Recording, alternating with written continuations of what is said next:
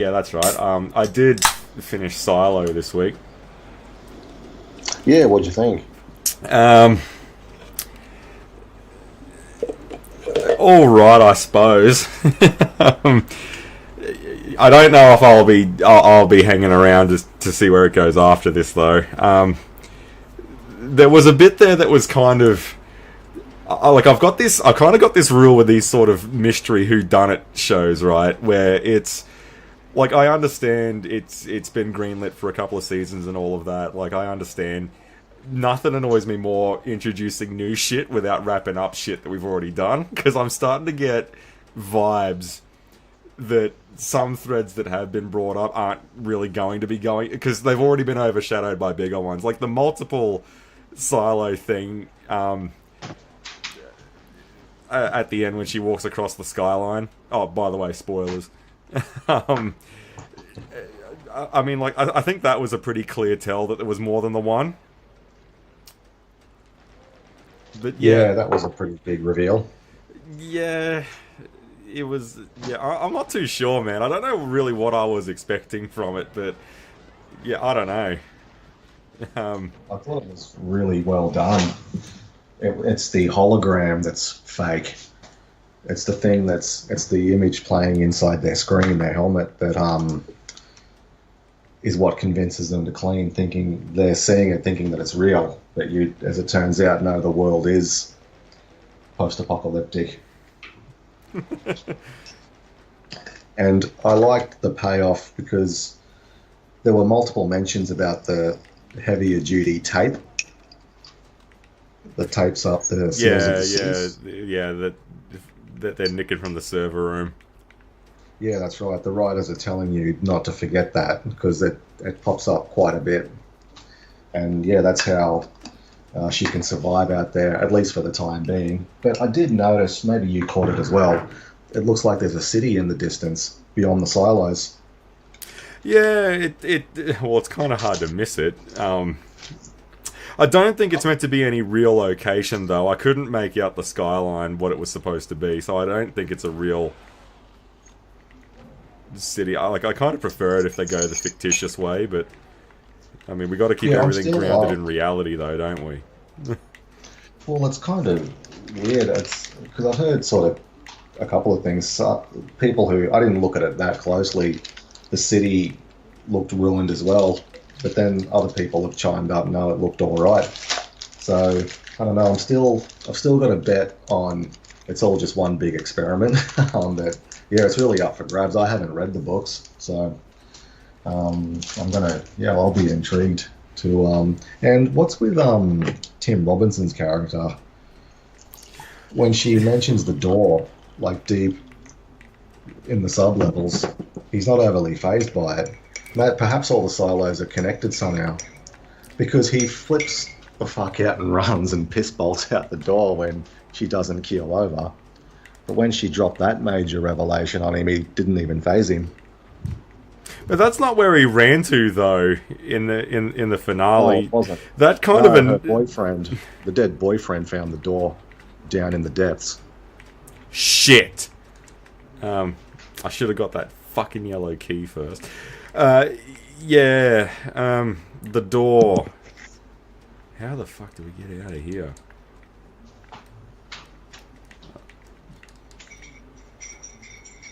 I didn't just cuck myself, did I? Is there a way out of here? Oh, yeah, there's a door there. Kind of. Yeah, see, like, this is what I mean, like...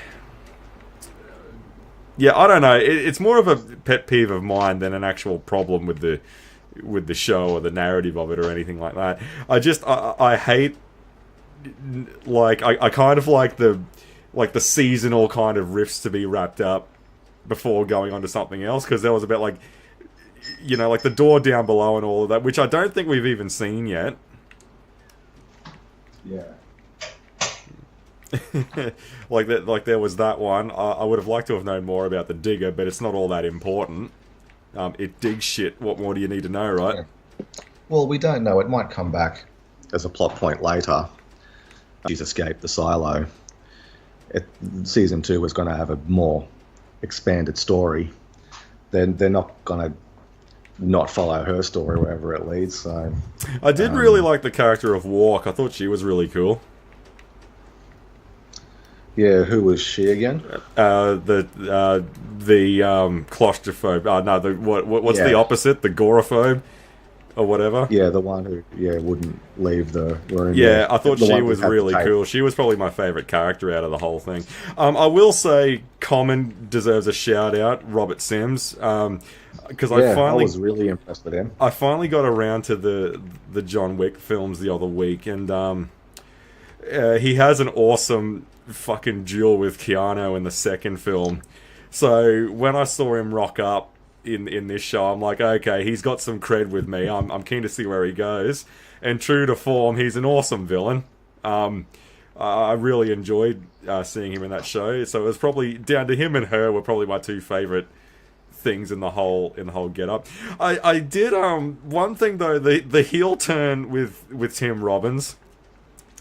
Oh yeah, I really, that if there was one shock that did kind of catch me off guard, it definitely was that. But I suppose hindsight's 2020, my friend. It was kind of clear that he was one, but I'm not gonna lie, that one did kind of throw me for a loop because he's hardly, mainly because of one, and maybe this was the reason why he was cast. I can't think of a time where Tim Robbins has been cast as a villain in anything. yeah. I was. Yeah, it made me conscious of his age. Like he's getting on a bit as well. Oh, he'd I'm be in trying to his think of the 70s at last. least. Yeah, well, he'd be up there. Because yeah, like at his peak, like Dead Man Walking and Mystic River, those sorts of things. Yeah, I mean, they were a long time ago now. He was my friend. Yeah, yeah, the Shawshank Redemption. That was him, wasn't it? Yeah. Yeah, I tell you, if there's one creature I fucking hate in these ultra violent playthroughs, it's the fucking pain elemental. Just a thorn in the ass. Oh no, I killed it. At least I think I did. Yeah, so I will say the heel turn with him, totally didn't see that coming. yeah, and it probably has a bigger role to play. Well, I will say this. I'm glad that a lot of the central characters they introduced haven't been whacked. That was something I was afraid of when I was watching it. I was fully expecting Jules to cark it in the finale of season one, for no other reason than we can follow some new random fucking character that we know nothing about who was in the background the whole time. Like, one thing that drives me nuts are series that do that. Oh, you think this is the main character? Surprise, it's not. Oh, you think this second one is the... No, it's not either. I'm glad she survived that finale, because that is a telltale sign of a dipshit writer, that. I don't like the false lead-in protagonist stuff. I hate it every single time it happens. You waste runtime doing that. Yeah. Yeah, and I like a finale that does leave some questions to speculate going forward. Like, she could head for another silo, or she can head for that city. We still don't know. I mean, I don't think she can survive indefinitely out there. She'll need to take shelter somewhere. And also, I think just on that real quick, I think it's fair to say that maybe not all of the silos are in this fucking totalitarian lockdown. We don't really know that. We know that the one that we've been established in definitely is, with judicial and all of that, but we don't know how these other ones operate. Whether or not we do find out, really, I mean, is anyone's guess. Yeah, I suppose.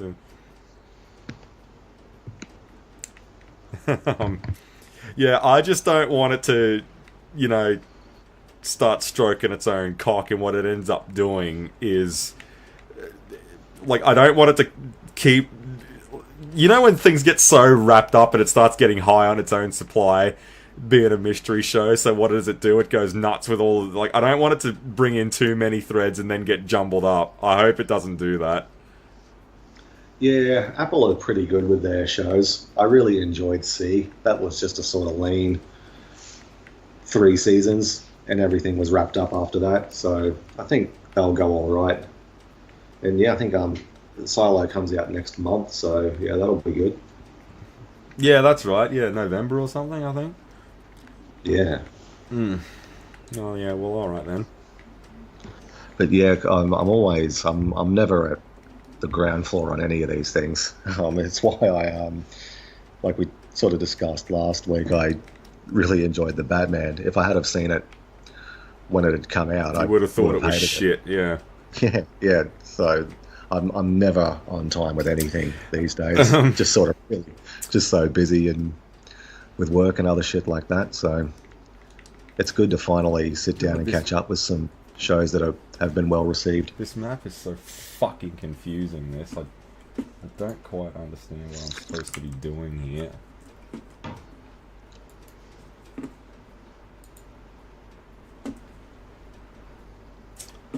Reset that shit. Yeah, so one thing I think goes without saying is this new Joker film has just been totally curb stomped. Yeah, I have been reading some reviews, and yeah, boy, it's ugly to read. Apparently, it's not very good at all. It's nowhere near received on the level as the first one. I wasn't the All right.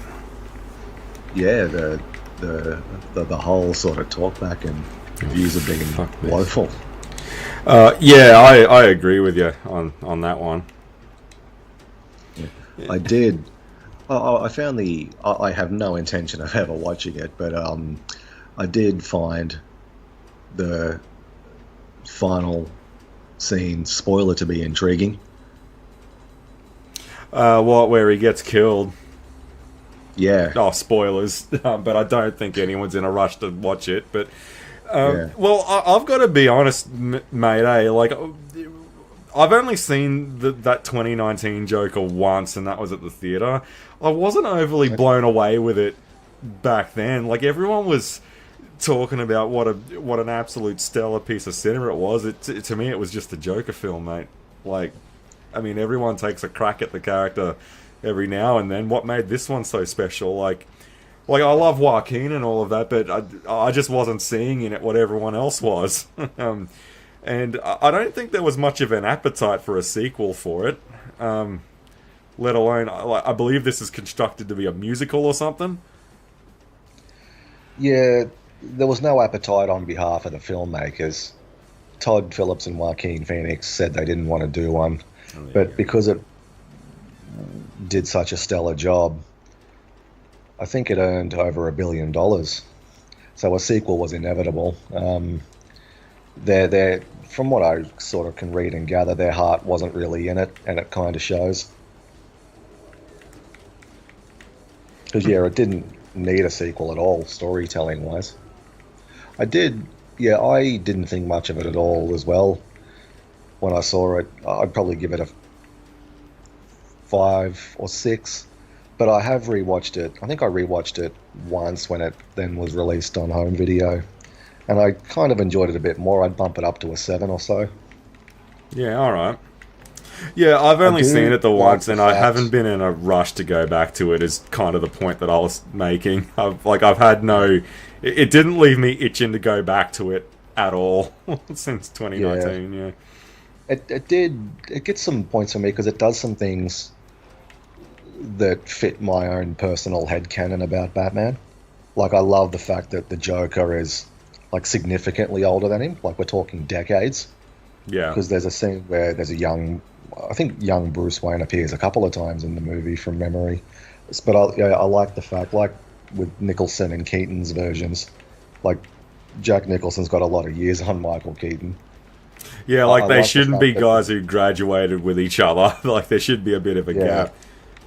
Yeah, and that's sort of my own headcanon. The Joker, he may not have been the Joker yet, but he was a bit more established in his life.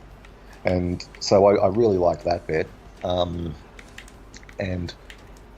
I like the fact that it's not like and it proved because it did so well. the core concept of the Joker holds up because Arthur Fleck is a completely original character. It's not Jack Napier. It's not the Heath Ledger version.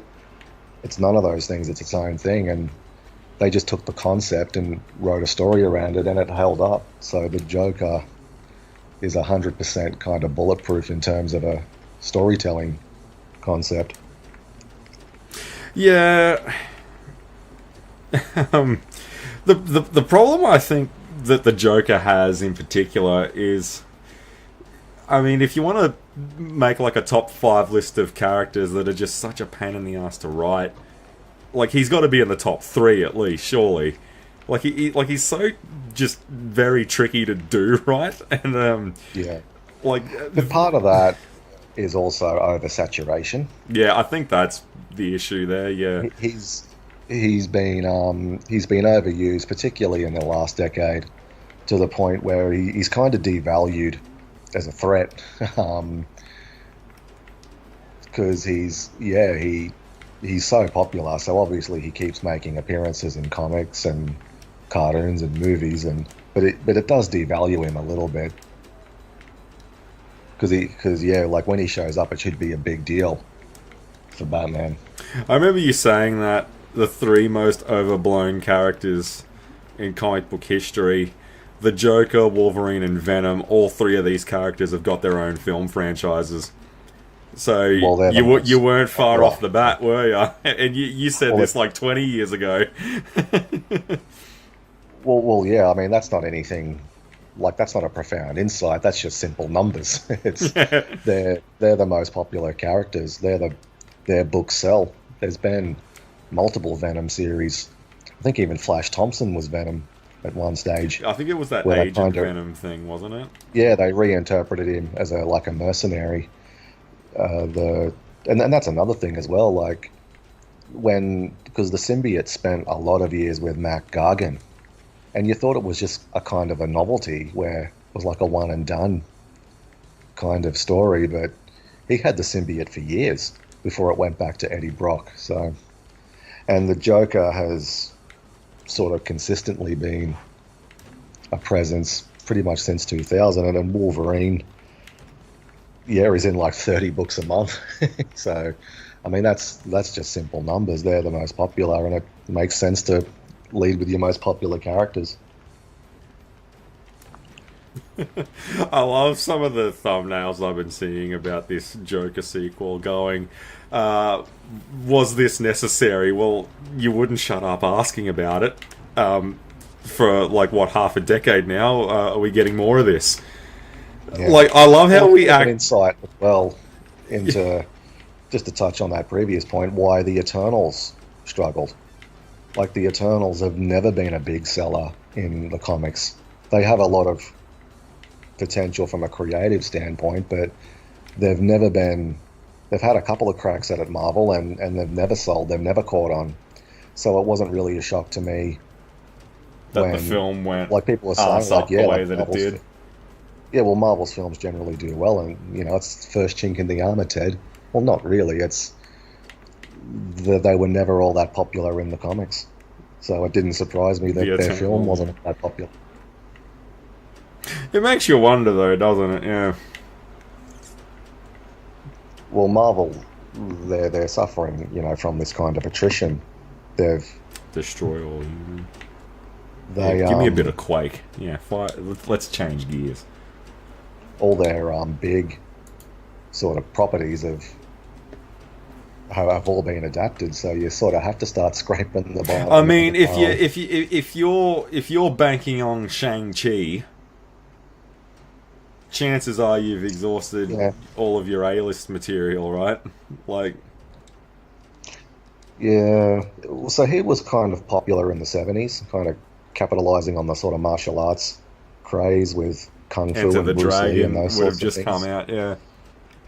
So he kind of tapped into that zeitgeist and had a relatively long-running series, but yeah, he hasn't been a force for a long time. He spent a long time in the comics very dormant. So yeah, it didn't surprise me. I think his film did okay, but it's certainly not the level of success they're used to. Yeah.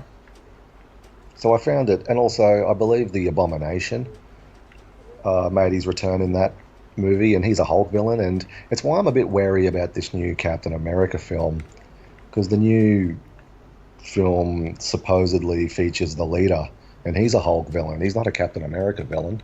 He's not even a sort of General Marvel villain, I don't think. He fights the Hulk, so maybe they can tie it all together, because I think the Red Hulk is going to make his debut in this new film. So maybe there's a method to their madness, but I just sort of looked at that and thought, huh? But we'll see what happens, I suppose. I love that. The method of madness is right up there with it was deliberately made shit. I've seen some like some excuses in my time as to why something wasn't that good. But the theory of it was deliberately made shit has always reigned supreme for me. Like, why would anyone do that? Yeah. Like that's some serious cope there. Like, well, you can have it deliberately made the way they set out to. Like, you look at a good example might be the Jean-Claude Van Damme Street Fighter. The tone that movie gives off is 100% what they were going for. They didn't accidentally stumble into that. It is 100% tongue-in-cheek, poking a bit of fun at itself. It is 100% what they were going for. That didn't just accidentally happen. That's, you listen to the commentaries and do a bit of digging into the film and how it was made. It is 100% the tone they were going for. That kind of really humorous. All right, it's, they're, because the Street Fighter pantheon, they're basically superheroes as well. If you take the name Street Fighter off, they all look like, bright colors, bright costumes, big bulging muscles. They're superheroes. yeah. So they're gonna. So, it's Stephen E. D'Souza sending them like a wink and a nod to the audience. You don't have to worry. Like, this stuff isn't going to be taxing on your brain. Just sit back and enjoy it. Like the clip in Shadaloo, no one tells me anything. There's a curfew tonight in Shadaloo. I mean, they did not accidentally mean to film that. yeah. Yeah, that's not a random gag thrown in. I've always found it interesting that this excuse seems to become as popular as it was.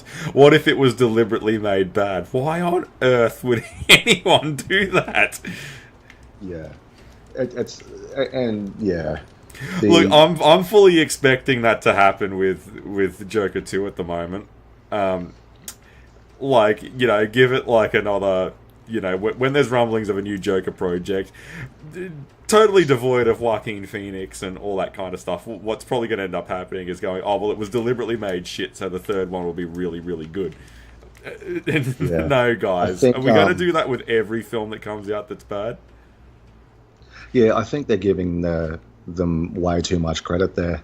I don't think anyone who's done anything creative doesn't intentionally set out to make it bad.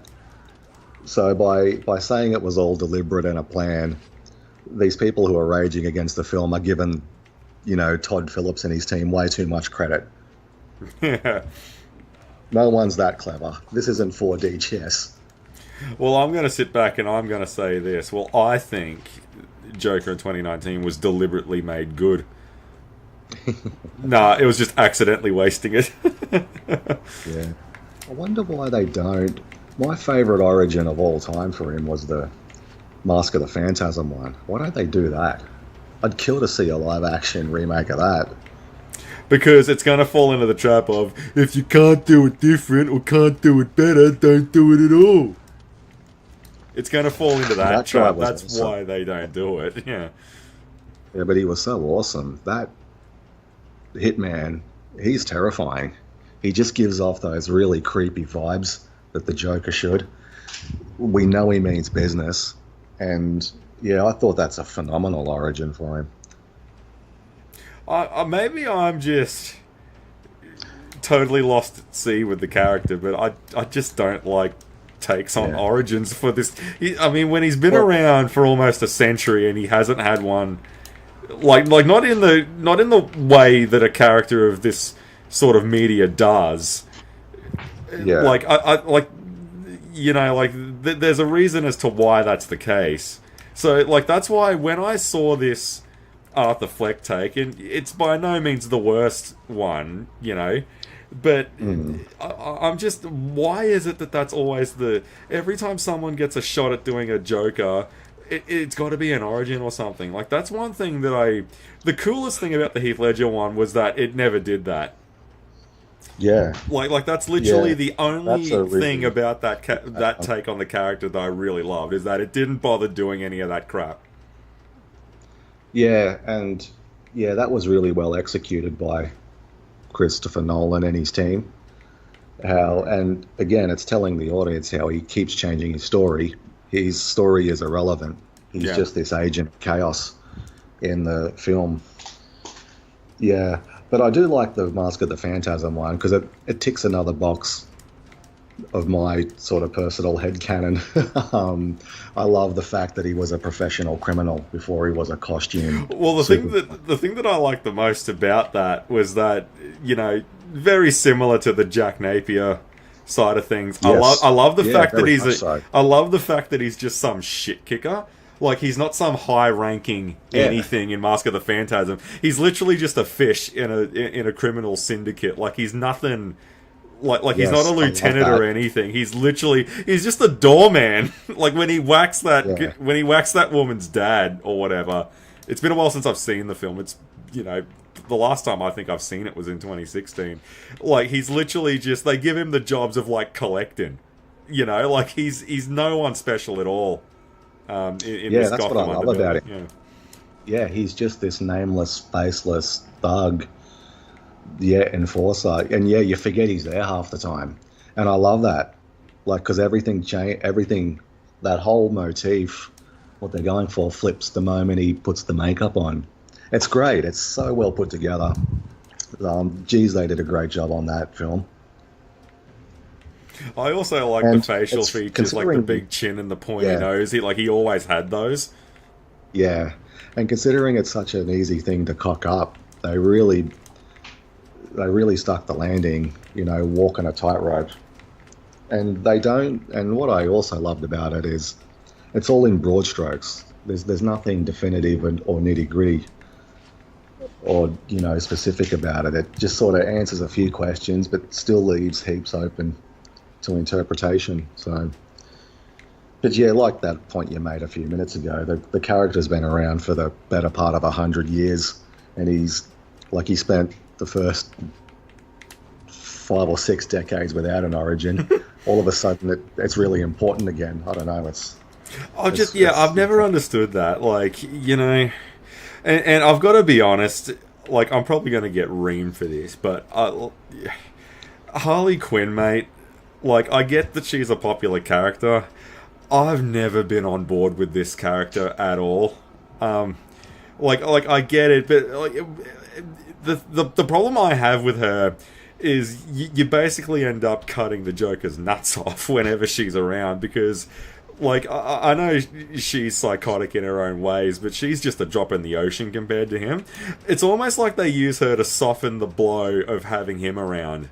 You know, like, oh, well, if she's around, well, then, oh, well, he won't do anything too outrageous because, like she's the more ha-ha funny side and he's just a psycho. Like, it seems like whenever she's around in these kind of, or maybe I just haven't seen her done right in a while.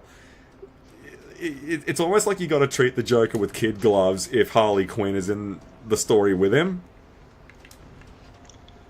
Yeah, well, again, like we discussed last week, times have changed. There's just, like, we're in an epidemic of domestic violence. I think that certainly comes into modern, sort of current day portrayals of their relationship.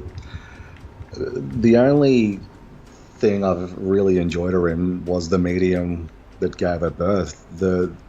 I think the only story or media she's been truly effective in my opinion, was the animated series, which she was created for. Yeah. I think, the comics I've read of her, and Margot Robbie did an okay job, but I think Suicide Squad was a terrible film. I really disliked that first film. So yeah, it was quite yeah, it was a real letdown. I think the only thing she works well in is that cartoon. Yeah, I was not overly impressed with her Arkham portrayal. I know some people said, "Oh, you got to watch that Assault on Arkham." These like ridiculously over the top violent takes of her, you know, like where she bites that woman's ear off or whatever. Like, it's a little too try-hardy for me. Like, I just don't know what it is. I'm about the same. The only time it's ever really worked with me is the cartoon as well. Yeah. Like, I know that there's some characters that were created in other mediums that did make the jump to being comic book characters. Like, Harley was a cartoon, and now she's a comic book character. I think another one was Chloe Sullivan from Smallville. Because of her popularity, they just decided to make her a comic book character as well. Yeah, I think I read somewhere retroactive continuity. She's always been there now, I think, and she's great. I didn't watch all of Smallville, but yeah, Chloe just brings a real energy and vibe to that show. She's really good. I really liked her. And in true Clark fashion, he like totally removes himself. Like, I mean, Clark, mate, Chloe's the winner here, not Lana. Yeah, Kristen Krayuka's in another project I was reading about. It looked like a small town sort of murder mystery. It looked pretty good. I made a mental note to look it up. I think it comes out next month. Yeah, because she sort of kind of faded away, didn't she, a little bit over the last. Yeah, the legend of Chun-Li, mate. Yeah, I mean, she was very philosophical about it. Sometimes it's a good story, and sometimes it isn't. You got that right. Oh, I'm not knocking her acting or anything like that, but it's like you've got a pretty sweet gig here with Smallville. Are you sure the Legend of Chun-Li is the hill to die on when you walk out of it? Yeah. I think I read one she was really keen on, and everyone kind of in their hearts knows this. The true gold is back at the time before whatever they are now, like HBO, like short seasons, clear beginning, middle, and end. You know, really focused storytelling. She said she'd really like to go into that sort of television, whereas, you know, with the network shows, it's basically one big second act, and the show goes on forever. Yeah. Oh, well, there was a lot of television actors at the time that decided to make the jump into film. Like I knew she was in some stuff during the Smallville. Got him. Wait a minute. Didn't they send Whitney overseas? Like, he enlisted and then he got blown up. I'm pretty sure... I'm just mucking around on Quake. I'm pretty sure a fiend pops out of that. And I was right. Old mate. Yeah, it's old mate. Oh, shit, there's two of them. Yeah. Yeah, old mate.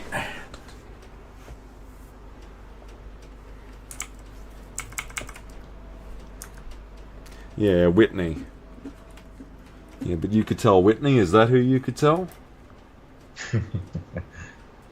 Yeah, these 2000 shows, man. I don't know.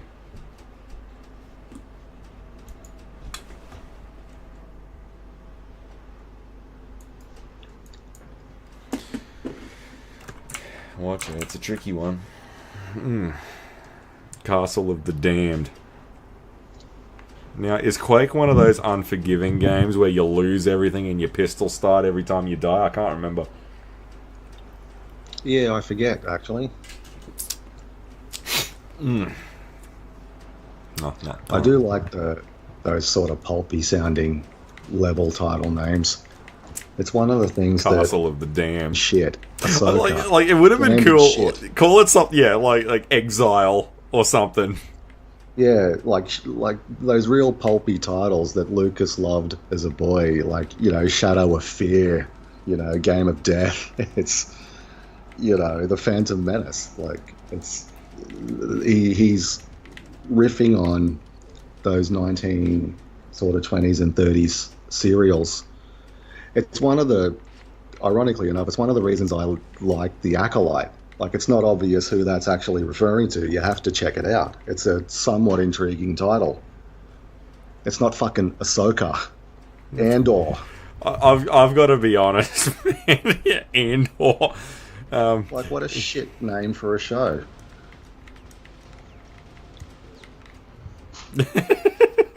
I'm not arguing, man. I think you're 100% right on that one.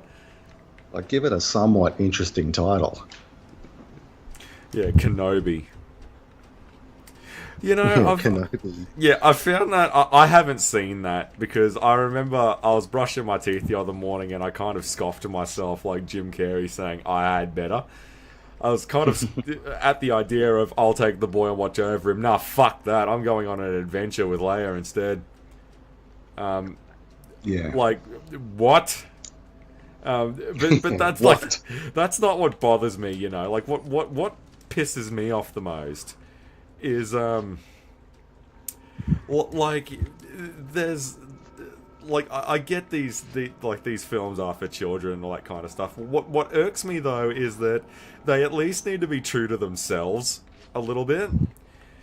And like what I mean by that is, and this even goes back to the Lucas days with things like the Clone Wars. Like it's very obviously clear when you watch Anakin and Dooku kind of, you know, mouth off at each other at the start of Revenge of the Sith.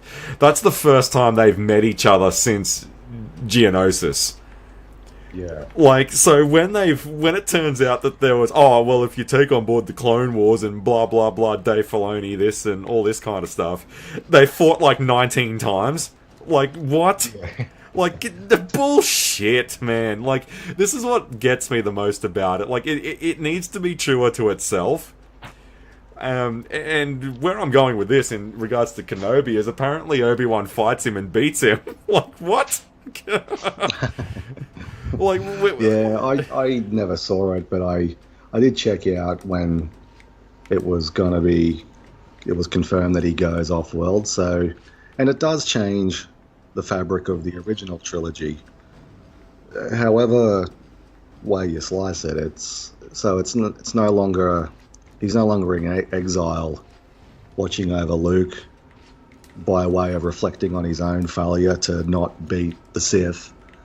Now Tatooine is just, I'll just, you know, blow in, get a change of clothes, charge up the lightsaber, you know, grab a bite to eat, then I'm off again. Yeah, it's just, that's what really bothers me. And I've said this, a bit of an unpopular opinion, but like the only way a Kenobi series works is because you're taking a supporting character and you're trying to make him a main lead. And the only way that will fly, I mean, has anyone seen a Kenobi take that was good, that didn't involve him standing next to a Skywalker at some point? Yeah. Is where I'm going with this. Like, the only way for me it would have been interesting and good is if it was set between episodes 1 and 2. Like, that was just prime for a Kenobi. But we all hate the prequels, right? Blah, blah, blah. Like, that would have just been awesome. Like, recast it. Entirely new young Anakin, who's not 19 or anything like that. You know, go like a 15-year-old Anakin. Recast Obi-Wan. Like, get him in his, like, mid-30s. Away we go. We got 10 years in between episodes 1 and 2. That's the time to do it, mate. Right there. It's prime. It's just begging for it. But, man, what is it? We got to repurpose the Boba Fett set. Yeah, yeah. His bags are packed. He's got his airplane ticket, and he's like, he's meant to be watching over Luke. It's the equivalent of Homer on the couch drinking a beer. And have you checked on the kids? And they're like, one of them like dangling from the treehouse. Yeah, they're fine. You know, yeah. Like, what I wanted to do was like, you know, the Threat Level Midnight episode in The Office. How Michael Scarn is like laying in bed with the bottle of whiskey. I wanted like R2D2 to like wheel over to Obi-Wan and just start beeping and all of that. That there's like some Sith Inquisitor, like Reva's hunting down Luke, and Vader is rocked up here. And I just wanted him to lay in bed with like the blue milk or whatever and a death stick and just say, "I'm retired." Like, I mean, if we're gonna make him broken down, and I don't mind doing that to these characters, all right? Because I mean, let's be honest, old Ben Kenobi in A New Hope was anything but, you know, like chipper about his situation. You know what I mean?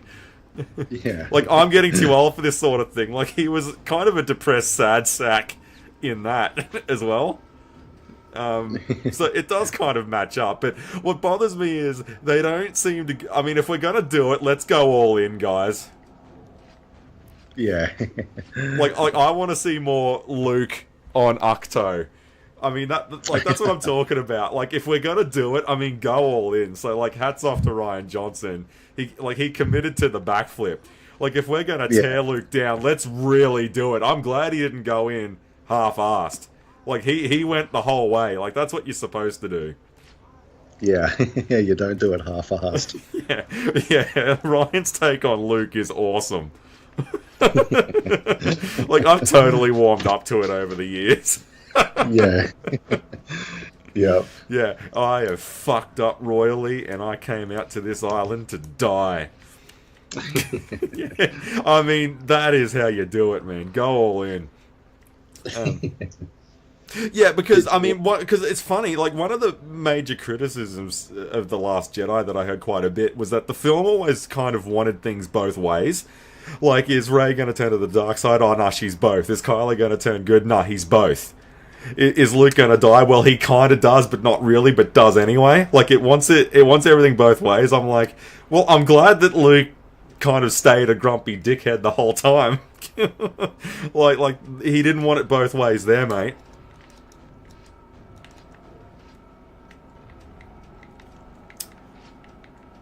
Oh, it has been a while since I've seen The Last Jedi. I'll have to get around to it. I was half kicking around the idea of giving Rogue One the shot again. I don't think I've seen that one from just, you know, as we were talking about the Joker. I don't think I've seen Rogue One from start to finish probably since that came out. I've revisited that kind of sporadically once or twice over the years. Yeah, it's hard to believe that's been out for 8 Almost years. a decade, yeah. Yeah, but well, much like yourself, I'm really warming to this version of Luke as the years go by. Probably because I'm morphing into him. Yeah, see, that's what I want to do, you know? Like, when I get a bit more of the grey hair happen and grow full beard, you know, just hitting the bottle, getting drunk with the seagulls.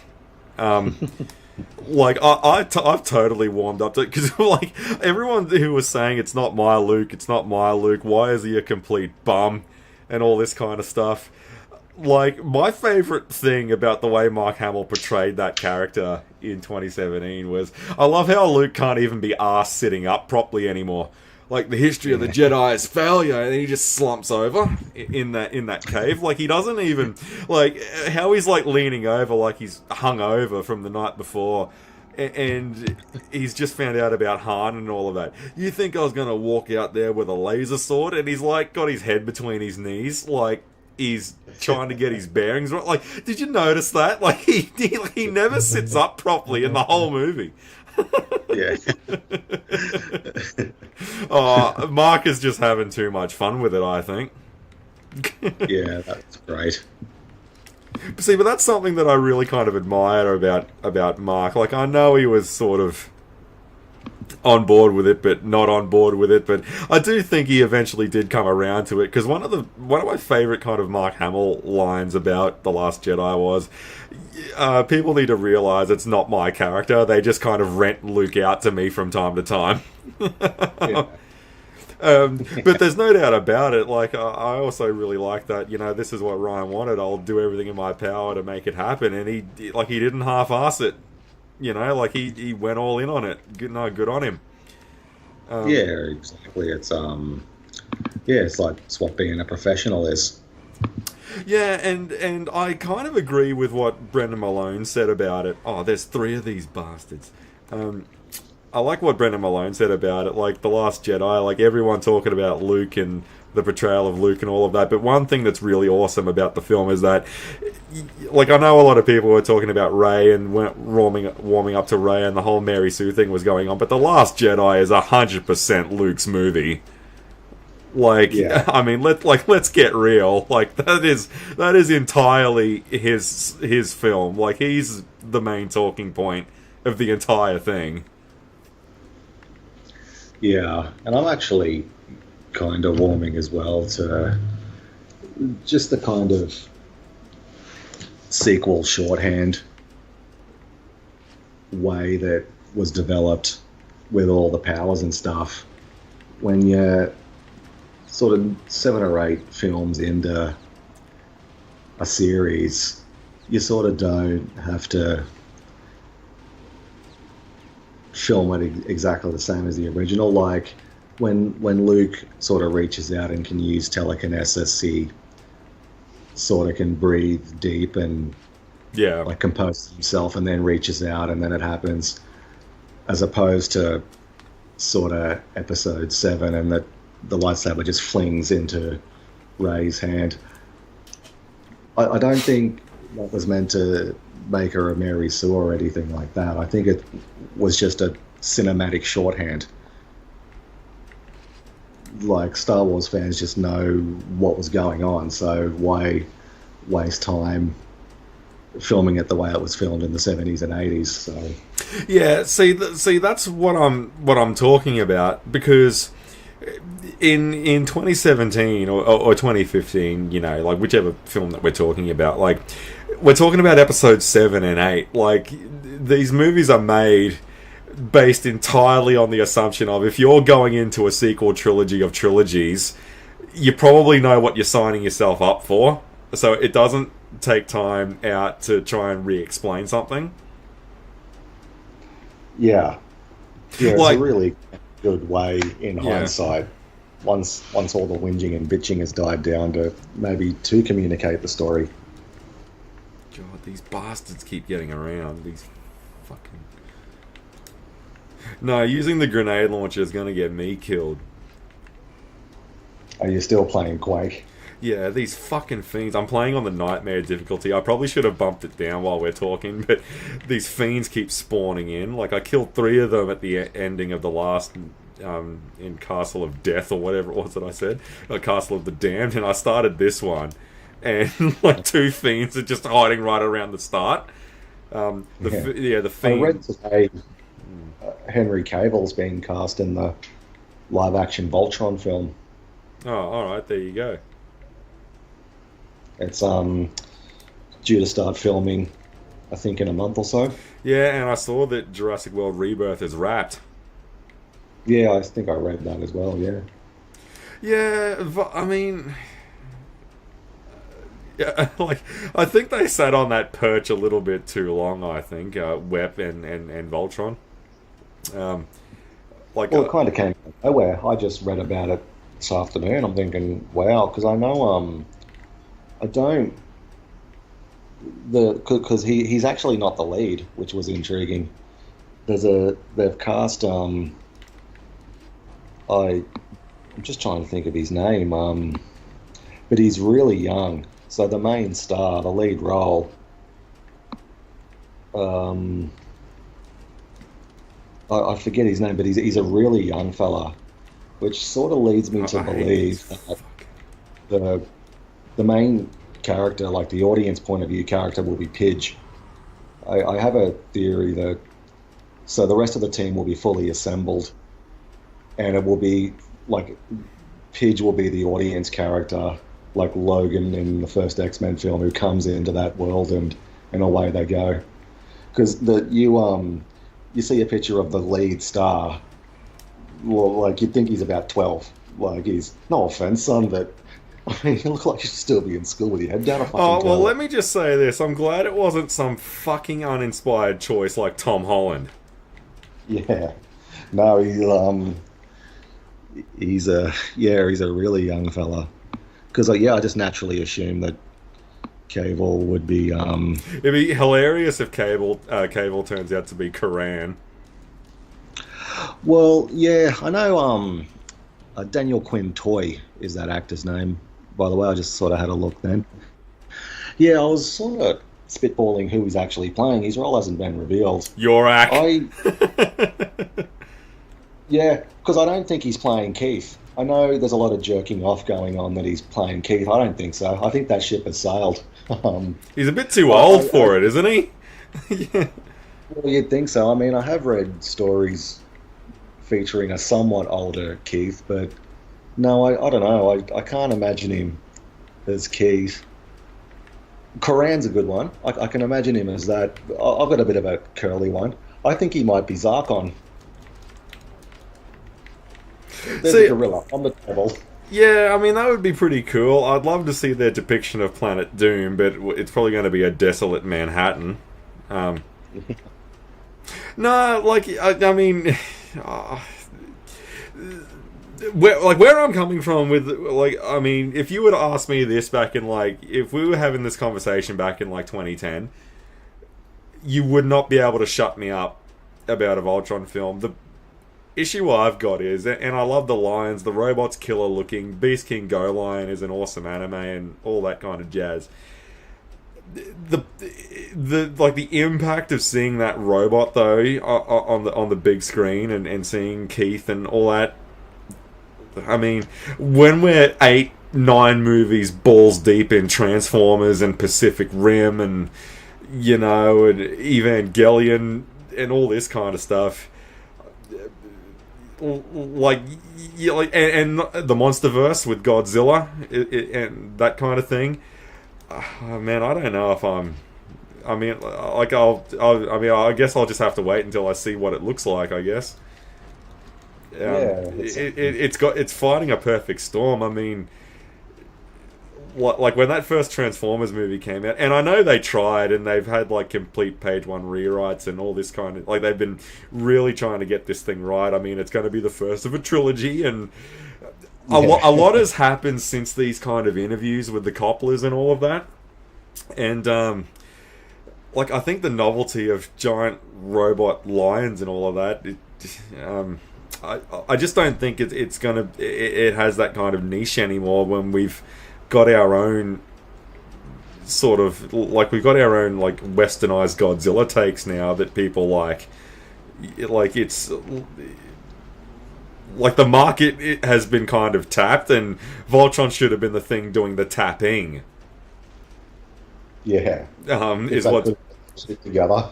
Yeah, well, that's what's bothering me. I think the whole impact of a Voltron movie is fucking wasted in today's climate because so many other things beat them to it. What does a Voltron movie mean? Oh well, it's just another giant robot thing that's coming out in amongst all the Godzilla wank. All right, I guess, and. Like that's what it is now, unfortunately.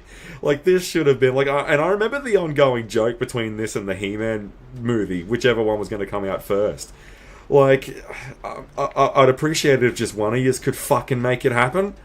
Like, what's getting me the most about is, like, it's not even a rights issue. You guys have got all of that stuff sorted. It's not like someone's upset that their name isn't first in the credits. Like, what is going on here? And it all of a sudden, now's the time. I'm like, oh, well, that's great. Like, what does Lem say on that stakeout? Can we get this warrant served while I'm still in my 30s? Yeah, well, it's kind of funny because that's moving up, much like Voltron. Yeah, that one has been stuck in development hell for at least 20 years. I remember sort of hearing about an attempt to get He-Man off the ground again as a film, like in the mid 2000s. Yeah, like around sort of when Voltron was sort of, they were looking at making a Voltron movie. I like to think, this is my own headcanon, that because I think the new He-Man is being cast as well. They're gearing up. Very young as well. I'm pretty sure he's like 22 or something. Yeah. Yeah, I like to think they're looking at each other over the fence, going, "Fuck." They've finally got their shit together. We better get moving as well. Well, there's a reason why that it's always been a race between these two. Like, what needs to happen to get this shit out there already? I'm sure I'm not the only person that feels that way, but like especially in Voltron's case, like I think He-Man still has a shot because of things like House of the Dragon, and all of that doing very well, and like Wheel of Time. I think a fresh take on Eternia, that I think has got a lot more going for it at this day and age than what a Voltron movie does. Like even though I prefer Voltron over He-Man, the giant robot scene has kind of been, rammed into the ground since '07. Like we've had a trilogy of trilogies of Transformer films, for fuck's sake. What man, the time to have done this. I remember when the fighting game boom in the when Street Fighter 4 came out in like 2008, and there was a new Mortal Kombat coming out, and there was just all this Tatsunoko vs Capcom. We were in the middle of a fighting game. Like, it's like the 90s all over again. And then you look at Rareware. Where the fuck is Killer Instinct in amongst all of this? Now, eventually it did come out, but good God, man, by the time it rocked up, the party was almost over. Yeah, well, there may be some life in Ultron though, because don't forget it had that anime Legendary series. Defender, I think. Yeah, that ran for what, 7 or 8 seasons, so that's a huge feat, in this day and age to go that long. So there may be some life. I also think, I mean, well, if that's the case, then see, because I think another thing that's going to happen is people going into this. If you're going into this expecting a Castle of Lions live action adaptation, like the first 5 episodes of the '80s series, I think you're going to be disappointed. I've got a sneaky suspicion if Cable isn't Karan, he's probably going to be that Shiro character that they made up to pilot the Black Lion. Because he is quite a lot older than the other pilots in that series. Something tells me he's probably going to be that numpty. Okay. Yeah, it'll be intriguing to see what happens, whether they sort of choose to adapt the original anime series it's based on, or do the westernized version. I will say this, I did like the new take on Princess Allura though in Legendary Defense. She's actually an alien, because I believe in Beast King Go Lion they're actually still on Earth. Like, planet Aris isn't a thing in the Japanese. I believe it's like a nuclear war-torn Earth that the Lions are still on. But you can't really do... Like, similar to Battle of the Planets, Gatchaman, I think, was the idea of it. It's been a while since I've seen Beast King. But, one thing I really appreciated about that new take on it was that she looks like an alien. Like, she has darker skin. She's got silver hair. She looks like an alien, and I thought that was really cool. Yeah, I like the pointy ears. Yeah, she doesn't look human, and it's really cool. Yeah, I got another theory about that as well, because they have cast a female lead.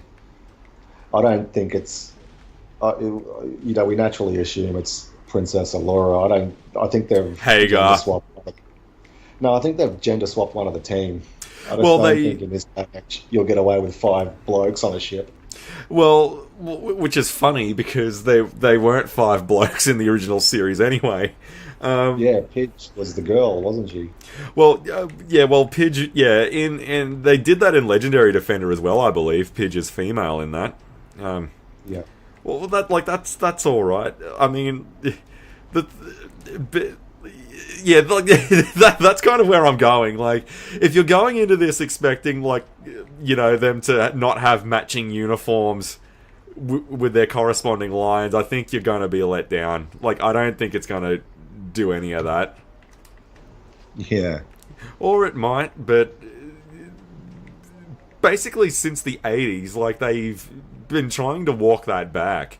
Like, I remember Third Dimension in 98 gave them corresponding uniform colours, the correct uniform colours. Like, they've been trying to stomp that out pretty much since Defender of the Universe. Yeah. If they're going to gender swap one of the team, who do you reckon they'd gender swap? Well, if they're going to do it... I reckon they'd do it to Lance, the womanizer. Yeah, if they're gonna do it, if they're gonna, that's a damn good question. Well, Pidge is the obvious choice, but if this casting, if they've cast a bloke already, well then Pidge isn't gonna be a woman in this new film. Well, that's just sort of my impression. He's really young in the face. Like, I'd be amazed if he's even 20.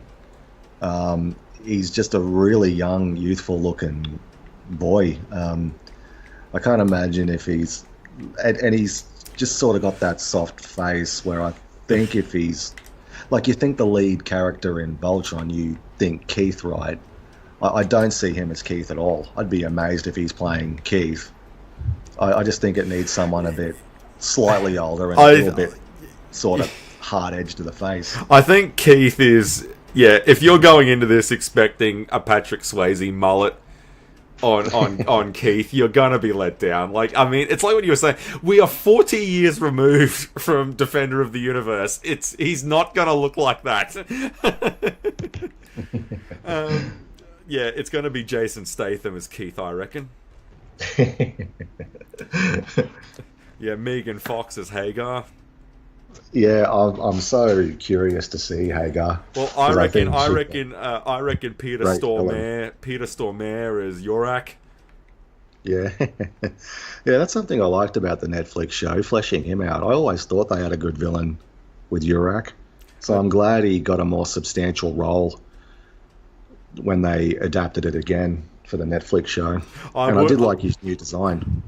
I'm in the minority on this one, but I've always thought Hagar is a much cooler main villain than what Zarkon ever was.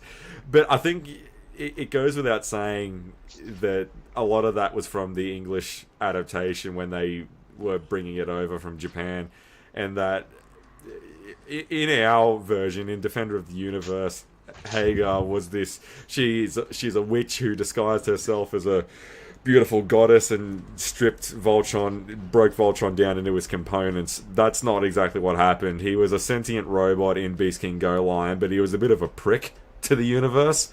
So the goddess of the universe robbed him of his free will, so he needs pilots now. Is how it happened in Japan.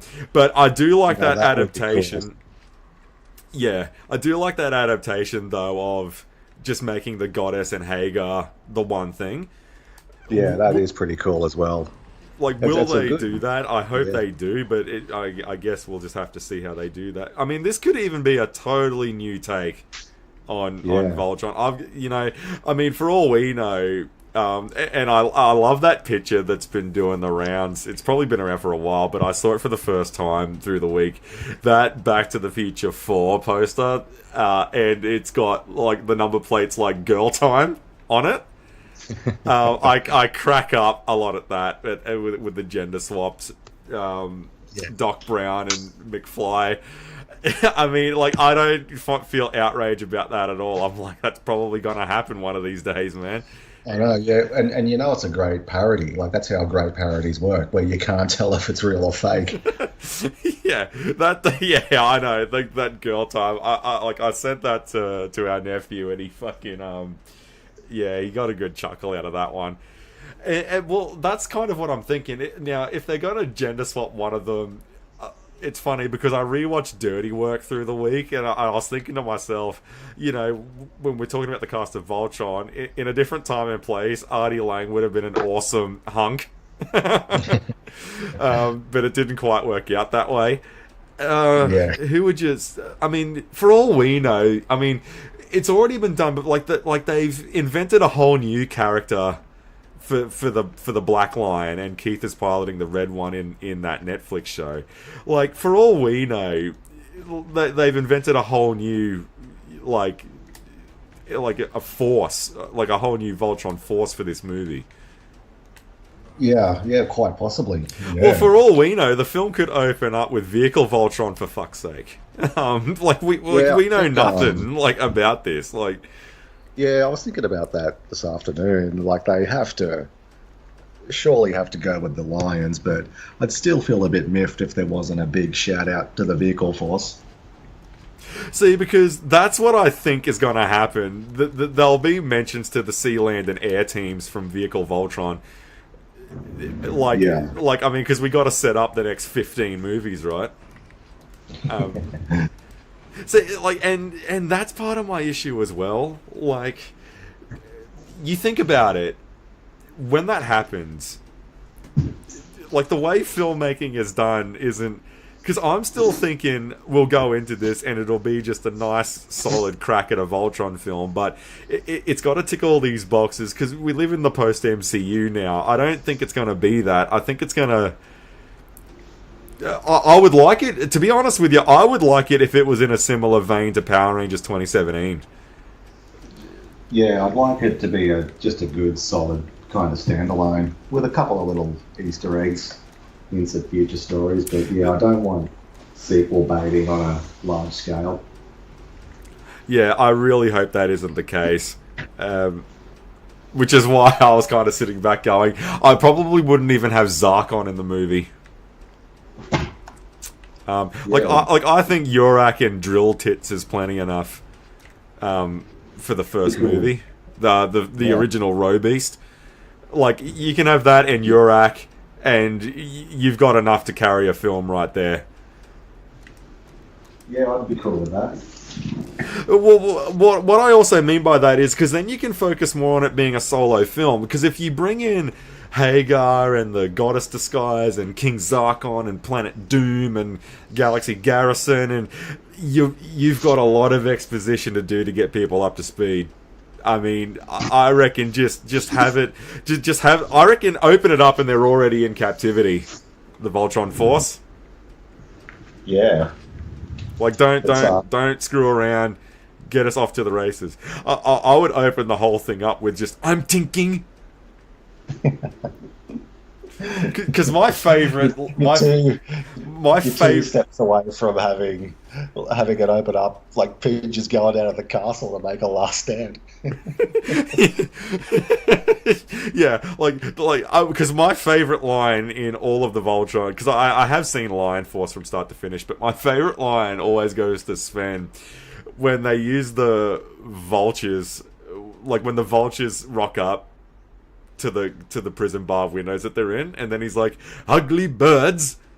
But when they use the vultures to glide down to the Row Beast pit when they escape from Castle Doom, I'll always think they're beautiful. Like, he totally fucking changes tune in like 5 minutes. Like, come on, guys, we got to be taking the piss here. This can't be real. Yeah, exactly. Of course they're taking the piss. Yeah. Or my favourite one was, there's got to be a way out of here. When the guards come to take us to the arena, we'll rush them. Oh, that's what I'd do. I'd open the film up like that. The 5 of them try to break out before they go into the gladiator pit, and they all get dropped. Like that's how I'd open the film up, mate. Have them all trying to break out. Like, as soon as the opening crawl or whatever stops with the Voltron movie, have them trying to rush them. And then they get caught again, and then we're off to the races. Like, have a bit of fun with it. But that's what I mean, man. Hey, so much times have changed that it's not as simple as just adapting. Like, because I know most people who are savvy with Voltron, I should say, their first exposure wasn't the Netflix show. Not knocking it or anything like that. Most of them will probably say those first 6 or 7 episodes will make the perfect movie. Yeah, I hope they have a few surprises in store. It'd be a bit of a shame if they just adapted that. Because that's all we've had for 40 years. It would kind of piss me off if that's all they've got. So we've been going into the writer's room. We've been pulling off for how long now? All we've got to show for it is a 1-to-1, line-for-line, shot-for-shot remake of the first 7 episodes. All right. What did Kevin Smith say? I mean, you paid this dude. Can you get the money back? Yeah, that's what I reckon. There's something in there. But to be honest with you, yeah, that's my main concern with it. Like, I'm sure the movie will be a good time and all that kind of... man, going to the movies, man. Like, when I'm getting to the point now, like, when movie news comes out and all this kind of stuff, like, I kind of think to myself, like, when this Joker news blew up and no one likes this new film, they all think it's terrible.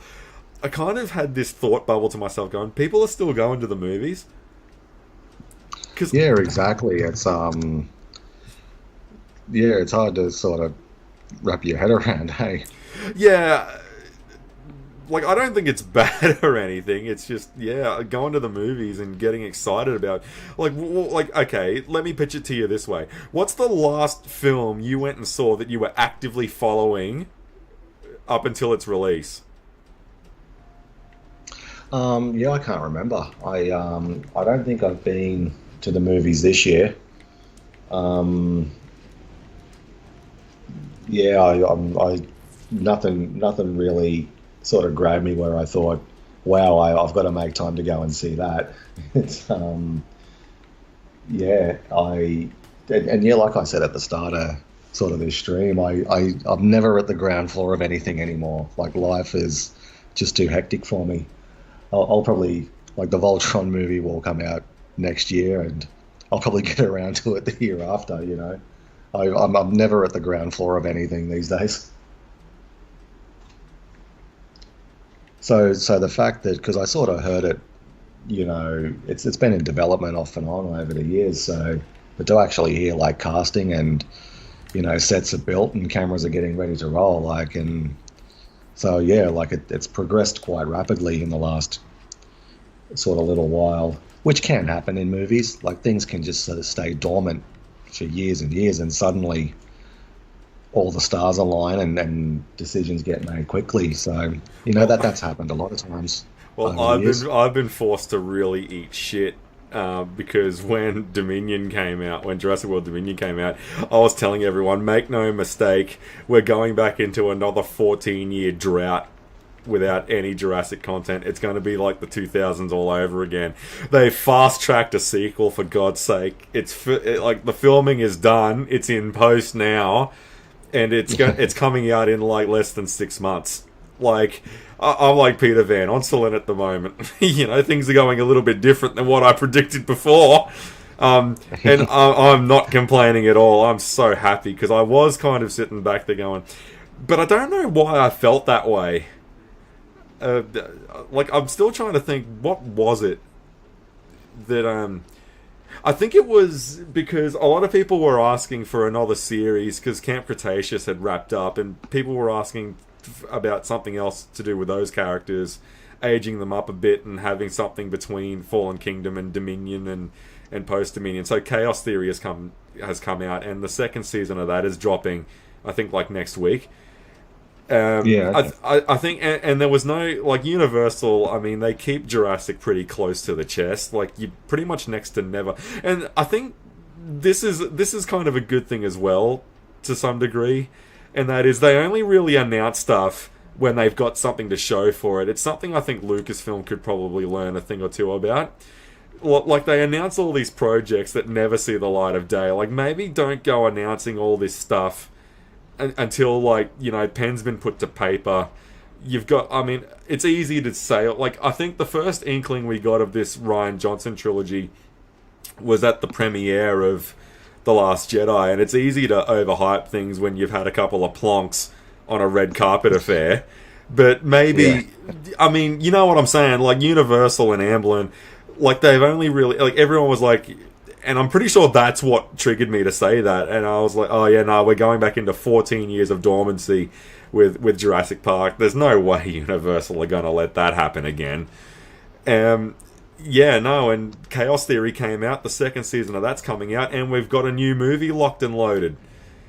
Yeah. But they only announced these things when they had something to show for it. Like, I think when Jurassic World, when it was called like JP7, what we got David Koepp as a writer, and that was about it, and Gareth Edwards directing, and that's all we knew. We had no title, nothing. They dropped the title about a month ago. Scarlett Johansson's in there, Mahershala Ali's in it, and all this kind of stuff. And now it's completely done. And like, they've announced it, they're sticking to their guns on their release date for next year. I thought it was going to get knocked back. Like, I just had so little faith, because we've had quite a fair bit of knockbacks. But They only really announce stuff when they've got something to show for it. Like, I think that's a good thing. It's good, because I'd rather them do that than, like, imagine if they announced something and then it just didn't happen. Like that Jurassic Park survival game. Like, there's a trailer for that. We got some game footage of it. Saber Interactive have been pretty open about it. And we know that it's coming out sooner or later. Like, I think it's going to be next year, if anything. Yeah. And, oh, is there a game in development and all of that? Well, we only heard rumors and stuff. We didn't have anything official from Universal. And then the Jurassic Park Survival trailer dropped. Again, they only really announce these things when they've got something to show for it. So something you can see and be like, okay, well, this is definitely happening because they've shown this. And we know these people are on board. It's good because it gives you some assurances that it is going to happen. Whereas, Lucasfilm have got a track record for announcing things that never make it out of the room.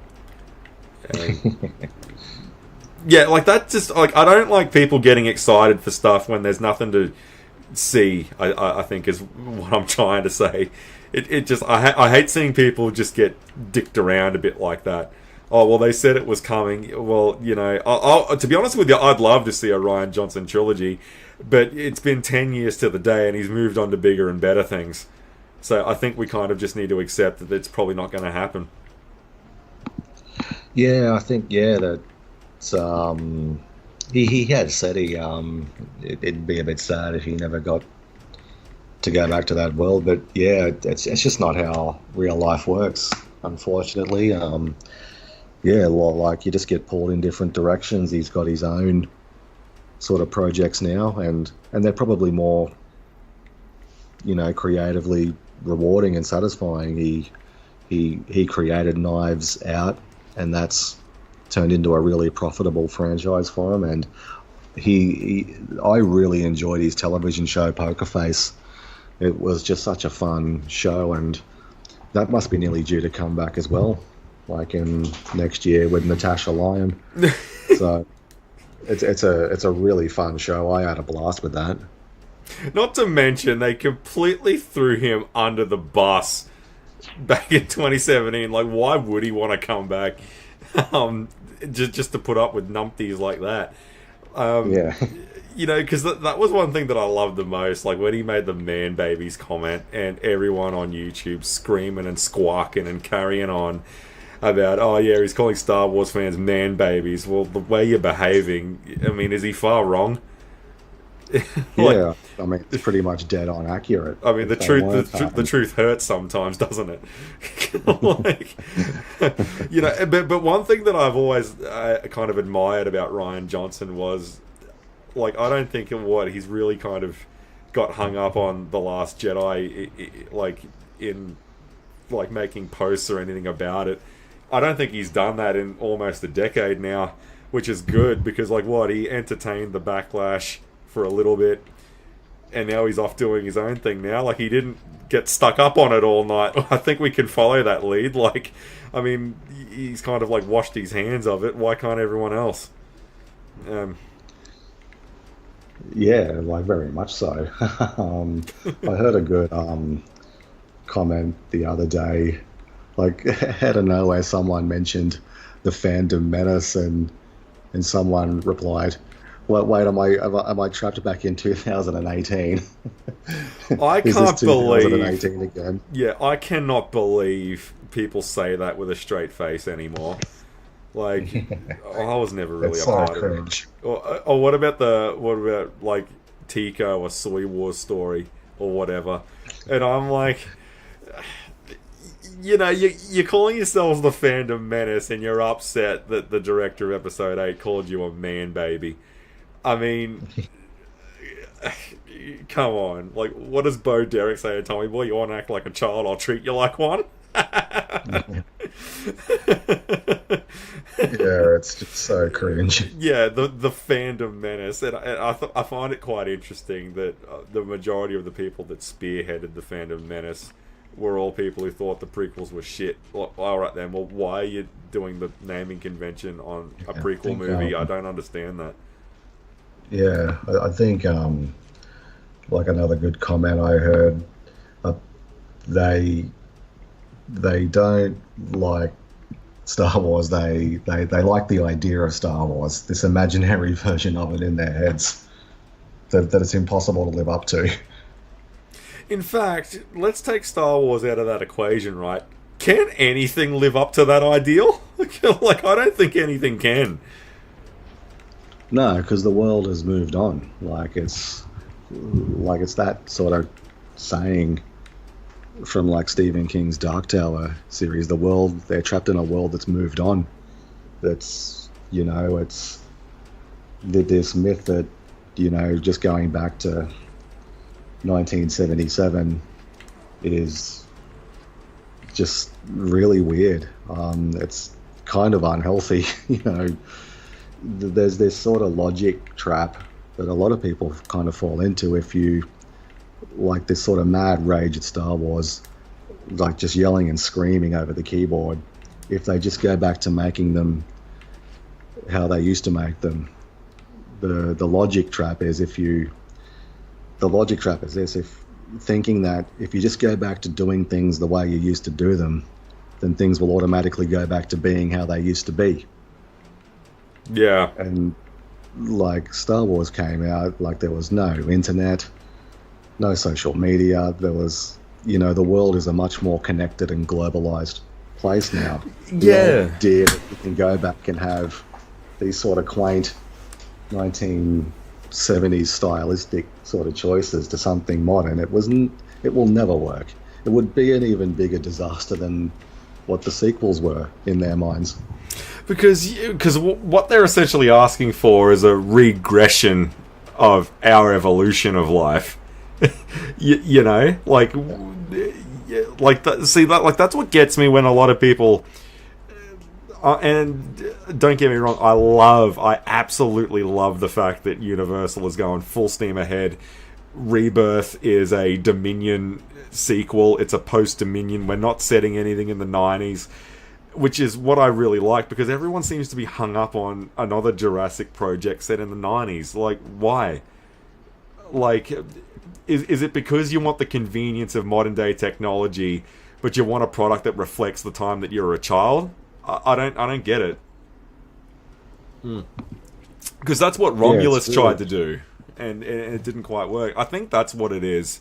Like they want the convenience of modern day technology, but they want that kind of tangibility of the 90s, if that makes sense. Yeah. It's kind of hard to marry those two things together, guys. Yeah, it's pretty much impossible, and that's why they'll never be sort of satisfied. It can't be done. There's sort of that's been and gone, that sort of feeling in that sort of moment. I say this as I'm playing Quake on a Nintendo Switch, by the way. Well, why don't you just play it on PC? Because it's shit. I want to play it on my Switch. Like, believe it or not, some people like that. Yeah, I think, that's kind of what it is what it's going at. Like, people, like they want the best of both worlds there, and it's not quite how it works. But to be honest with you, like I mean, we're talking about, like, when people say it's like one of the worst times to be alive right now. Are you kidding me? Like the convenience. I mean, you can outsource your grocery shopping to some other random shitheel. Like, you don't have to go. I mean, it's the most convenient time ever to be alive, and you don't like it. I mean, this was science fiction back in the 70s. It's now just sort of everyday life. Like, and even like I remember that Schwarzenegger film, The Sixth Day, where the smart fridge that reminds you of everything you need to get. There's fridges like that today. It's unbelievable. Yeah, I don't want to go back. Yeah, but I just go to the grocery store just to say I was in town. Thought I'd pick up a few items. Yeah, well, no, if I was a serial killer, I would need.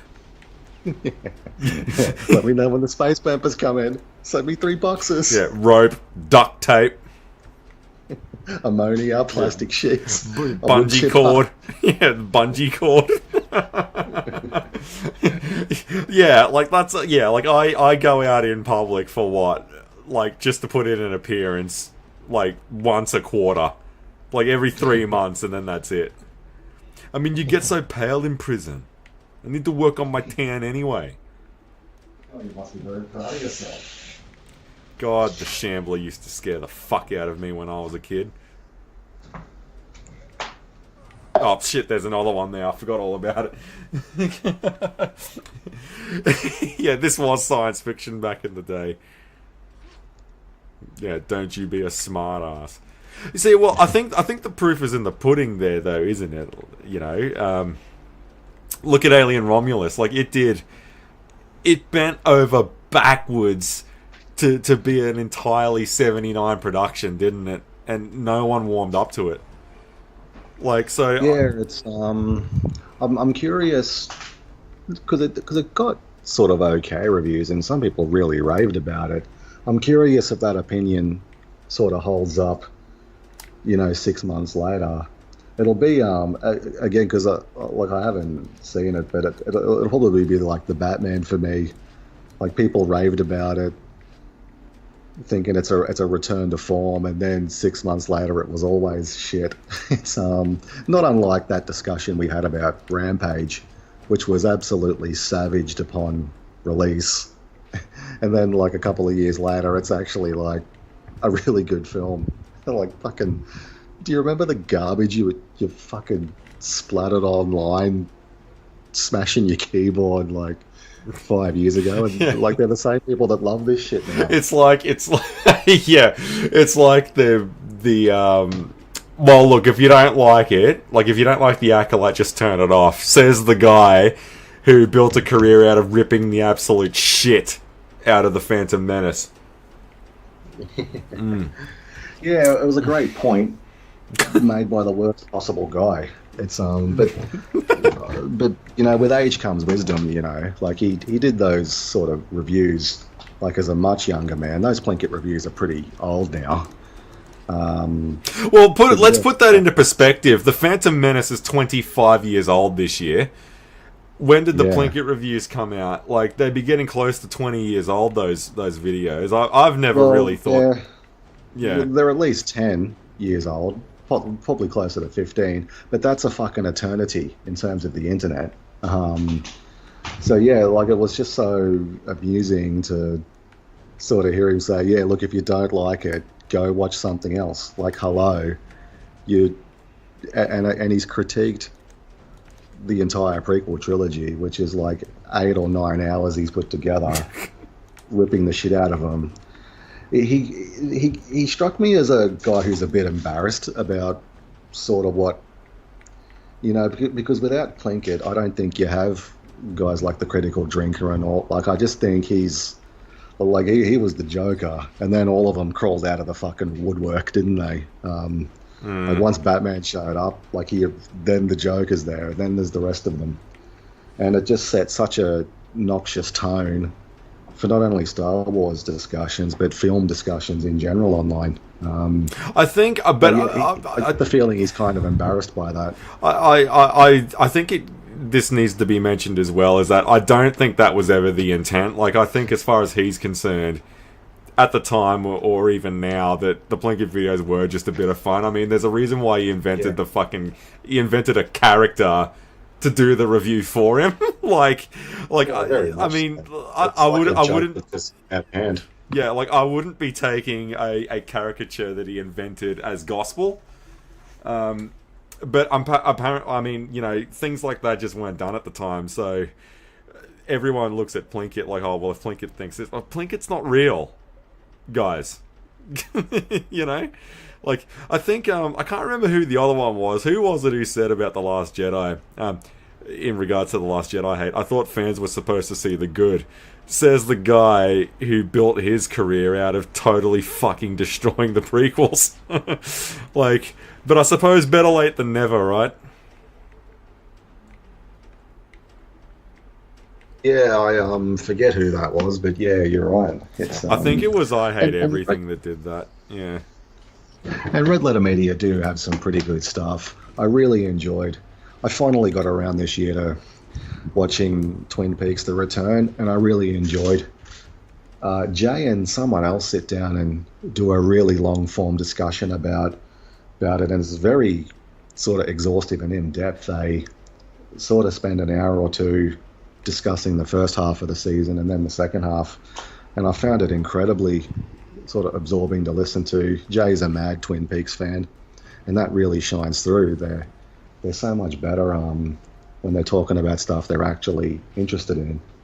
It's and you can just tell like they're no longer interested in Star Wars, but they know that's what'll generate a lot of traction for their channel. So And they strike me as guys they've got a lot more passion and energy for Star Trek. So they should but that probably won't get the clicks.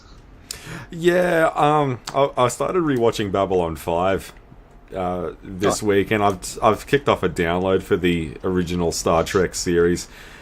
I'll give it the first couple of shots and see how it goes, but I mean, it's always like I haven't been rushed to see it or anything. Like, to be honest with you, I've got no real opinion on it because I haven't been exposed to any of it. Like, I've always known what it was. Although when I was born, the series was 30 years removed, so you can't fault me for not getting on board in like the 70s or anything like that, or Next Generation or whatever series have you. Because I don't think there was any sort of real Star Trek series when I was a boy. It just kind of seemed to have missed me by. I was just kind of born at the wrong time for it. And a lot of things had changed, like, sword and sorcery stuff was making a comeback. The Lord of the Rings movies were coming out. Harry Potter was becoming a movie series as well. And not that I only really seen 2 of those in the theaters. I don't even think I've seen all the movies.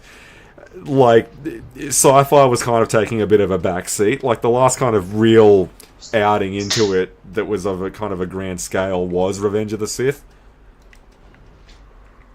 Yeah. Yeah, I should really. Although I watched Babylon 5 a couple of years ago, or it was a while ago now, but yeah, a legendary show. But that was one I was somewhat familiar with when it was first airing in the 1990s. It used to air on a Saturday night. Like, I would catch the occasional episode, but it wasn't a regular sort of viewer.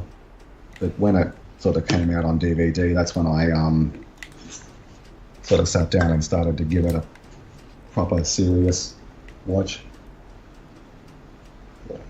And Jerry Michael Straczynski created that show. I was on a Reddit thread talking about this revival. Apparently they've shelved it again, which doesn't surprise me. I mean, it's fighting an uphill battle because it's just about every original character that was involved in it has either passed on or the actor is still alive, but their character has been killed off. So it's kind of just stuck in this. Maybe it's just something that you kind of just got to let go. Yeah, I mean, some productions have been sort of cursed with bad luck, but gee whiz, they've been cursed with a vengeance, that show. It's kind of sort of notorious in kind of film circles. Yeah, just how many sort of people who worked on the show did pass away, relatively speaking, fairly young. A lot of them are gone.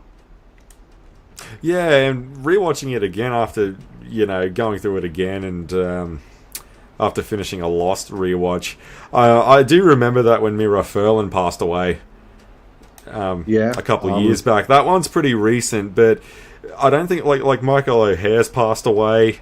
Andreas Katsoulis has passed away. Jerry Doyle has passed away. Veer, Stephen First. Yeah, that's right. It's wow. It's the Doctor, Franklin. Is it Stephen Biggs? Yeah, that's it. Yeah. So yeah, winter's coming. It came for them with a vengeance. I know, with the exception, like Bruce Boxleitner is still alive, but Sheridan's dead. I believe there was an animated movie, wasn't there? I'm not too recently. sure. I know they were working on something, which at that point is kind of the only thing you can do. I love some of the memes that I was seeing on Reddit. Somehow the shadows have returned. Yeah, well, I mean, it's not the worst idea I've heard, but Well, I it was such a reckon. great show. It was just such a really fun show. And I think the reason for that, because I'm about 7 or 8 episodes into season 1, I think the reason for that is because it's totally not taking itself seriously. Like, Andreas Katsoulis is just so funny to watch as Jakar. Like, Yeah, every he's scene that he is in, I'm just totally spellbound. Like, it could be on in the background. As soon as Jakar rocks up, I drop everything I'm doing and I'll watch that scene that he's in. Because he's just so cool. But it's not... It really isn't trying to pretend to be anything other than what it is. And I think that's kind of the magic of it. Like, I know some people look at it and they go, this thing is just pure 90s. What's your point? Like, yes, you are right. It is pure 90s, but what's your point? Yeah, and I can look past a lot of the sort of stuff because it is a really fun show, and Straczynski, to his credit, had the sort of self awareness to realize he was always really outspoken about, Babylon 5 and Star Trek can coexist because Star Trek has a spin-off series called Deep Space Nine with the same core idea. It's not set on a ship; it's set on a space station in a fixed location. And he goes, like he says on one of the commentaries, people with no tact come up to him and tell him which one was better or why, and like they can coexist because even though they have a similar premise, they both go in like really different directions. See, I was thinking this as well through the week, watching it, like, because obviously, surface layer, you look at it and you think, okay, well, it's, a Star Trekian inspired clone. But to be honest with you, I think there's a bit more Lord of the Rings in it than anything else. And it really shows with like the naming conventions he uses for places and things like that. Like, I know there's a bit of Star Trek. I mean, like, a character rocks up literally called Lorien, for God's sake. Yeah. Like the Bridge of Khazad-dûm, the Shadow Planet Zahadum. Like, Yeah. and I'm pretty sure. Yeah, and Lorien was another one. He sort of was there and gone. Like you get the feeling, like he. But I guess the show was winding down by that point. It was he was a very late addition. Yeah. Yeah. I wish we got to explore more of him because he was a pretty cool character. I got to be honest. I've got them all. I haven't seen much of the final season outside of Sleeping in Light. I haven't. I mean, I might have seen 1 or 2 episodes in it, but I kind of let everyone else paint my mind about the final, because I only heard negative things about the final season, bar that episode, and I've kind of always regretted not giving it the shot. Yeah. Season 5 is kind of awkward because it was never meant to exist. They had made the decision to wrap it up at the end of 4, which is when the Sleeping with Light finale was meant to air. So it's a weird kind of thing, I think. I think I've got this story right, where they shot that series finale as an end of season 4, but then the order came down. Now they're going around again for another year, but everything has been wrapped up. So they then had the psychic war as like the backbone of season 5. And then they showed the finale. Like, the finale probably makes a lot more sense to wrap up season 4 because that's like the Vorlon Shadow War was all done. And yeah, like pretty much everything was resolved, wasn't it? But then they had to sort of come up and cobble together another conflict, which was tough to do because the psychic they were sort of seeding, was it Talia? Because they wrote her out of the show. I think she was gone by that point. yeah, the Psych Wars. Yeah, I did. Although this was a year or so ago, I did get around to getting a copy because Babylon 5 had several spin-off novels, I picked up the one called Dark Genesis, which tells the birth of the Cyclor. Shit! Yeah. Yeah, and sort of touches on Bester's origin, and it looked really cool. I need to get around to reading it. Bester. I just love the fact that he's got one of the most punchable faces in the world. It's perfect casting. Yeah, Walter Koenig. Yeah, that's the kind of guy you need in a role like that. Someone who you just can't fucking stand. Yeah, the Cyclor. I gotta be honest though, one of my favourite things about it, and this has happened quite a few times in some sci-fis that I really like. I mean, the Shadows are obviously the big kind of secret race that no one really knows about. They kind of do, like there's inklings in all of it. But I really like the Vorlons. Like they're a bit more, even though they're in the public eye. One thing that I really love with Commander Sinclair was he has a conversation with Garibaldi about Kaj. And like no one's seen what an actual Vorlon looks like outside of their suits, if the suits are even necessary at all. I think Susan brings up that point, going just how much of it is for show. Like, do they even need those things to be alive? Because we know next to nothing about the Vorlons, and Sinclair makes a mention of the first the human psychic to have scanned a Vorlon. Immediately got transferred back to Earth and started working directly with the president. And who was it? There was a doctor that had to crack open Kaj's suit and has seen him for real. Immediately transferred back to Earth to find out more about the Vorlons, to develop war strategies against them. What I love the most about the secret, because I think they're all called like the first ones, like the old ones, like the Vorlons and the Shadows are the two like kind of original species of this universe. And Mass Effect does a similar thing. Like it has the Reapers and the Proteans, and I kind of thought the Reapers being the real kind of evil, like they've wiped everything out and that's what caused the Big Bang. Yeah, that's all awesome, but I found the Proteans to be a bit more interesting. It's like that's kind of like the Shadows are awesome and their designs are cool and creepy, and I mean you put Ed Wasser in anything. Mr. Morden, mate. Ed Wasser. Ed Wasser. Yeah, Ed Wasser, mate. And, the Shadows are awesome and they get all the clicks, man, but the Vorlons have just been so intriguing to me. A cool thing is, when they send that Ulkesh to replace Kaj after he gets killed by a Shadow. Actually, I'm pretty sure Morden is the one who kills him. From memory, it's been quite a long time since I've seen it all. But when they send that, even though it's an entirely different Vorlon Ulkesh, but because they're so secretive, and not even the Minbari, or the Centauri know anything about the Vorlons. Like even other advanced races know next to nothing about them. That's just how close to the chest they've been playing it. Ulkesh just says to Commander Sheridan, "Keep calling me Kaj," to avoid a panic. Just say I got a new suit. Like they keep the fact that a Vorlon was killed a secret. Like they don't even want that getting out.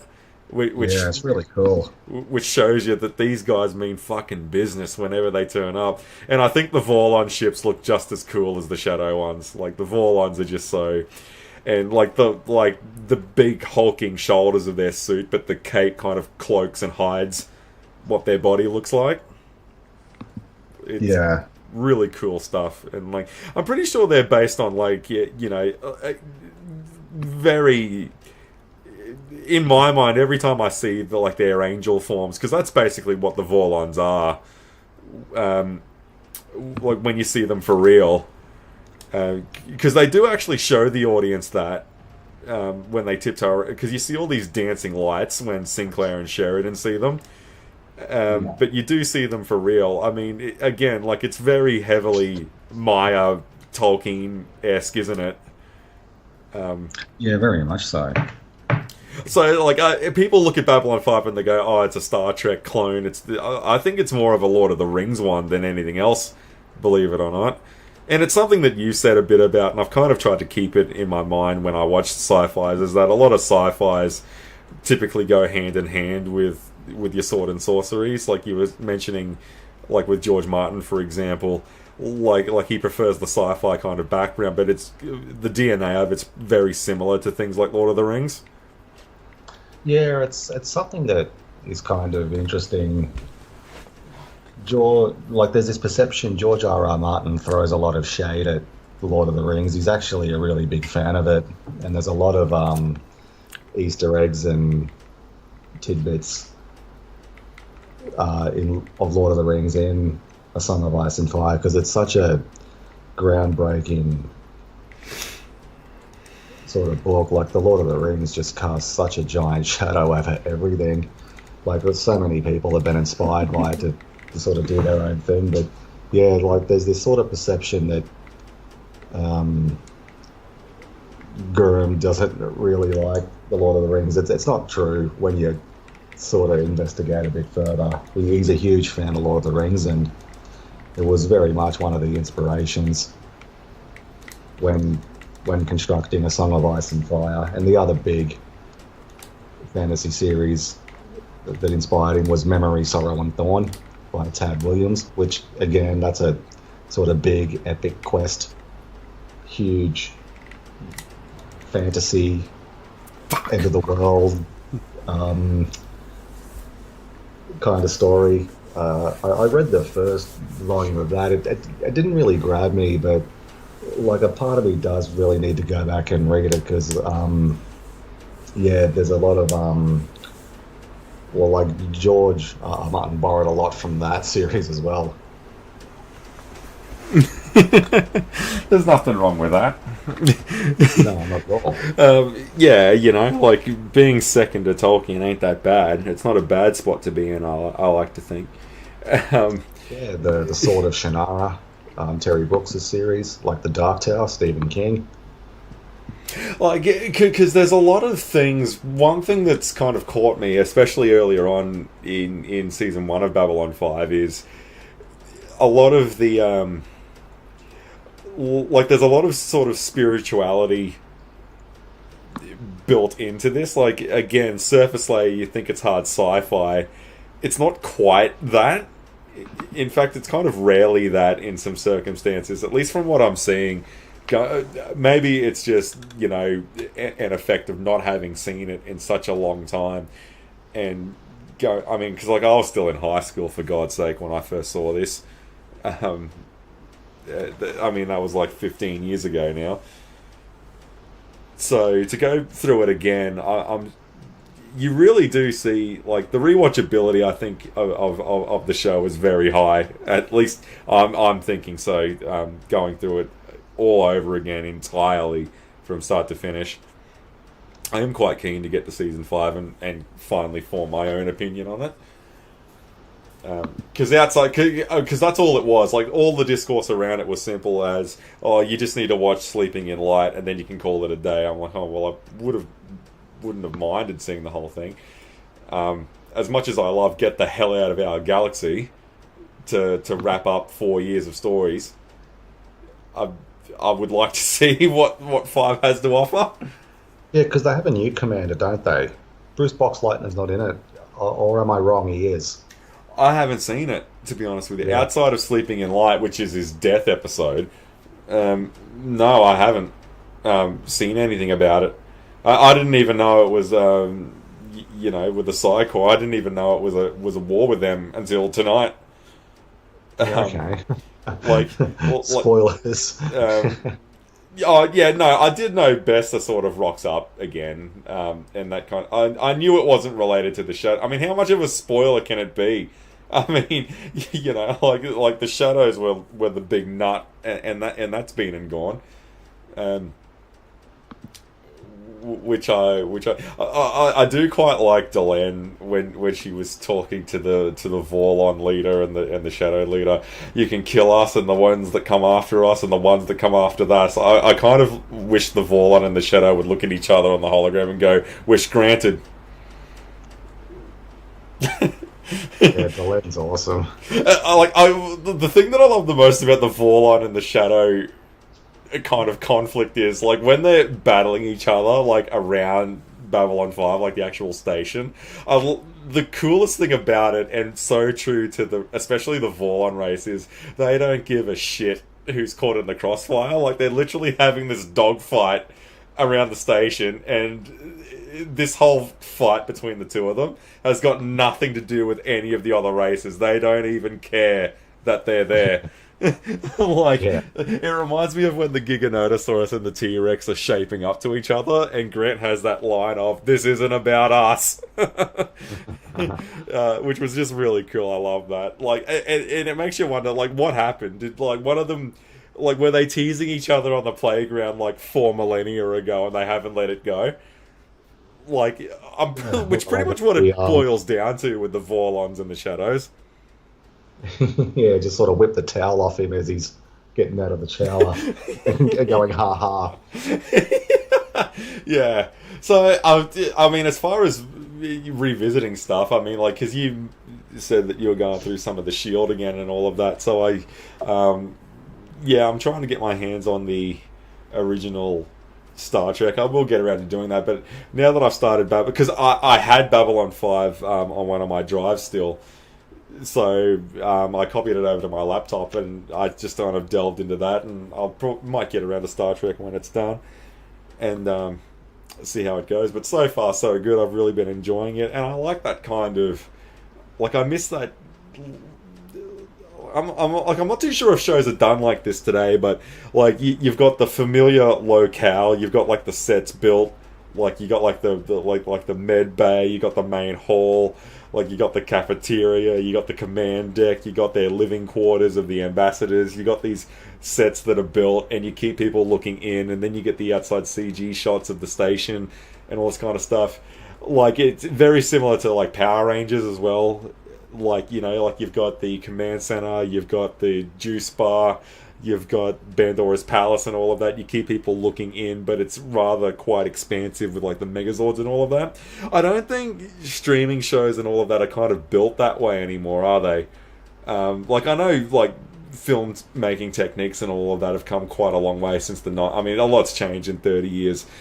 But that kind of like stages and all that kind of stuff, it's not really a thing anymore. Like, shows aren't, not so much like physical sets being constructed, but shows aren't kind of written that way anymore, you know, like external juice bar kind of thing. Like, they're not written like that anymore. I've noticed that in a lot of TV shows, particularly after going through Silo. Like, very rarely are we in the same kind of location. Like, the sheriff's office thing is one and the mayor's office thing is one, but hardly ever are the characters in the same environment twice. Yeah.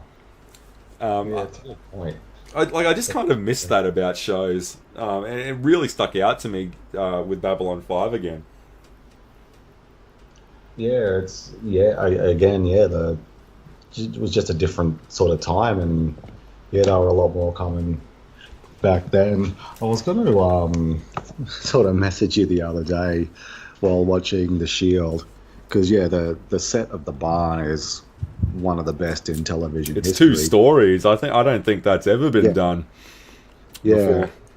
But one thing I never noticed ever is how the second interrogation room, so you have the shitty green one, right, with the wall painting peeling, and then you have that sort of pinkish brownish covered one, you know, the room I'm talking about, the interrogation room. Yeah, it's got that the window that overlooks the cage.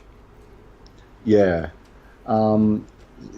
the room where Claudette finally got the confession out of Cleavon Gardner. Yeah. But one thing I never noticed is how it just goes missing. Like, from that moment on, like, you never see it. Like, the interrogation for Dutch's cases and Vic's are pretty much exclusively done in that green coloured room. And I was going to sort of message you the other day as I was sort of winding down, thinking, what the fuck happened to the second Shield interrogation room? Because I never noticed they sort of drop it, and fucking bang, like, there's a fucking random scene in season 6 where it's back. Like, it disappeared for like an entire season, like 3.5 years, randomly shocked up again. Yeah, it's gone for 3.5 years and it just shows up again.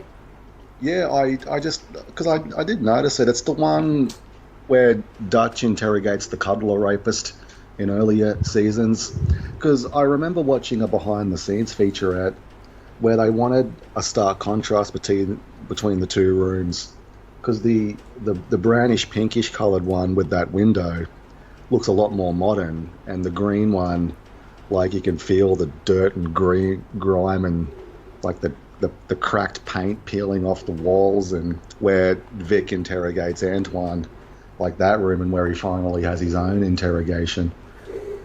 But yeah, like that second one just fucking vanishes for like a year and a half, and I was drifting off to sleep, and it just randomly appears in season 6. The other one was it was also the room that Claudette and Dutch had that fight in when he took the deal with Yes. the DA. Yeah. That's the other prominent scene that sticks out, where she screams at him, it was my fight. Yeah, and you lost. That happens in that room. Yes. As yeah, well. I thought I was having a Mandela effect, because I did some Googling and no one, and even the official wiki of the Shield only talks about that green coloured room. For a second, because when it describes the layout of the barn, it does not mention that second room. Because that pinkish room wasn't that like the confessional or whatever? Yeah, well, they wanted. It's very narrow. Like it's not Yeah. like a proper room. That's right, it isn't. Yeah, they just sort of go there when the cases are sort of getting overloaded. Because upstairs you've got Aceveda's office, the 2 interrogation rooms, and the room where you can watch the interrogation with the telly. Yeah, observations there. Like when you're coming up the stairwell, I think observations to the right of you, and the 2 Yeah. interrogation rooms are down there. Whereas when you come up the stairwell, if you keep going straight, you got the secretary desk to your left, and if you keep going straight, you'll get to the captain's office. Yeah, That right. overhangs the floor with the tiles. Yeah. Yeah, and it's diagonally across from the clubhouse down below. Yeah, coincidentally. Yeah, they wanted Vic and Aceveda to be staring at each other across the barn. And it just so happens to be across a checkered floor as well. Yeah, like chess pieces. It's such a cool set, the barn. Yeah, employee of the month fucking clocks in 2 hours early. Yeah. Jeez, how long does it take to eat a salad? Yeah, I love that how they're trying to get in there into the safe. Yeah, give Smitty a ring. Yeah. Oh my god, I love Smitty. Oh my god, what about when Kavanaugh visits Slam? They're gonna wish they had a friend Yeah. like Smitty. Yeah, I know, I just laughed so hard. Yeah, when I find out how they got the money to bail you out, they're gonna wish they had a friend like your friend Smitty. Yeah, Smitty. Yeah, why don't you call Smitty? Yeah, and Lem, like, just could not, like, oh, Smitty, yeah, I spoke to him, he didn't remember you that well either. Yeah, Smitty. Smitty. One of those character of the days that you just get hung up on. Yeah, I miss Smitty. Yeah, I absolutely love Smitty. And yeah, it's just been so good, because I rewatched the whole thing from beginning to end last year, and you sort of start to see the flaws in Vic, and then last night it's like, oh Vic, they could never make me hate you. Yeah, because the thing is that, especially because the fact that they've got the drug charge on, and I'm glad that Becca and Lem bring that up when he decides to just cop the deal and just, do the time anyway. Like, they can keep undermining Kavanaugh all they want, and then Internal Affairs get rid of him, but they'll bring in someone else. They've still got the same brick. Lem brings up, I'm fucked no matter what yous do. They've still got that brick. Like, unless that brick is totally destroyed, I'm done. It doesn't matter. Like, Amalia's, like, they don't even need Amalia anymore. Like, they've already got the brick. Like, it's a done deal. Yeah, I thought Ronnie's plan had some merit. If they all got their own lawyer, Kavanaugh can't handle 4 lawyers punching holes in his case. So they should have done that. And Hanan, when they finally get a hold of Hernan, and Vic realizes that Guido didn't kill Lem. Oh my god, that is just such a cool episode. Like it's just so fucking brilliantly put together. Because they knew about Amelia. They didn't even kill their own rat. There's no way they offed a cop. Well, if they didn't, I mean, if they knew that the leak was her and they didn't give her a dirt nap, they're not going to, like, the El Salvadorans aren't just going to go in and blow a cop in half, right? If they didn't bother taking her out. Yeah, and just the way he said it, like, we know where she is. We know what's safe house. We know she's with her sister. But the order came down, no distractions. They don't want any heat. So there's no way they offed the cop. And Vic knows it too. Fuck, it was good. Jesus Christ, that was a good show. Yeah, I know, right? Yeah, and like all of that was really good. And one thing that I liked about fracturing the team, like even before Lem's death, although that really kicks it up to an entirely different gear, that they didn't just sort of do it as like a bitchy falling out. Like, one thing that I liked what Sean Ryan did there was, well, if you get him on the drug charge because of the brick, because Amelia ratted him out to Kavanaugh, so one of them's already on the hook and going down no matter what.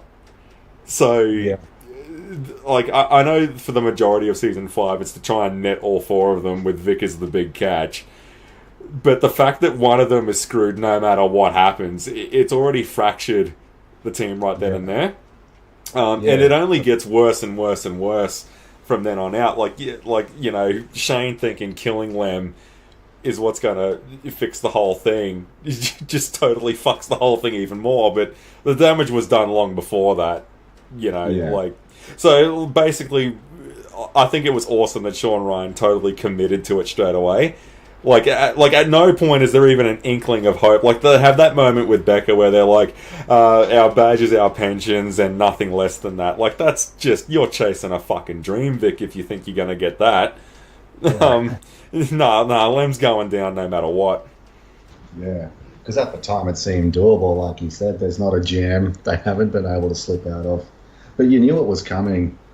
Like, there's that really cool moment, the final like the final shot of season 4.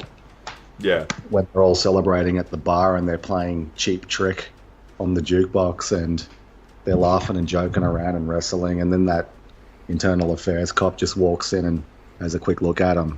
I thought that was such a cool way to end that season where, you know, they're seemingly happy and high-fiving. They've got out of another jam, but no, they haven't. And dark days are coming. I still crack up at that when Shane tells Lem to just take the hit, refuse the wire, get arrested. What the fuck? Like what does Vic say? I don't remember anyone jumping ship when Antoine had your balls in a sling. Yep. Yeah, again, Anthony Anderson, because he comes back, because watching it live back in the day, okay, that's it, no more Antoine. But he shows up several times and all at crucial times. Well, he's essentially the overarching antagonist of almost the entire series. Like, I mean, I know we got our Margoses and our Armadillos and, you know, all that stuff. But, like, even though, you know, Antoine Mitchell is not, like, physically present in the majority of the season, like, I mean, if you add it all up, he's probably only in about 5 episodes of the whole thing. Like, his presence is very much like, his presence is very much felt throughout the entire thing. Particularly when Lem's going down no matter what, and there's 1-9ers in just every fucking penitentiary in the US. So it doesn't really matter where Lem does his time, he's screwed anyway. Yeah. Which was really cool. But, like, that's what I mean. Like, I love I love the whole unseen villain side of it. That Antoine goes. It's just like, it's a little writing thing that I just love. Like, I love the unseen character, like the thing upstairs in the trapdoor. You know, the unseen character. It's really cool. Even though you do see him, but you don't see him. Like, a lot of the cool shit that he gets up to, you don't. Yeah, it doesn't really happen on screen. Yeah. But I thought that was brilliant. Yeah, no one was jumping ship when Antoine had your balls in a sling. He just wants them to cop it and go down. I'm going to jail because of some shit you got involved in, dude. Yeah, which is the sad sort of final kick in the nuts. He had to threaten Batario to get him to help Shane. They were helping get Shane. So yeah, like the one good guy on the team is the one who's getting screwed.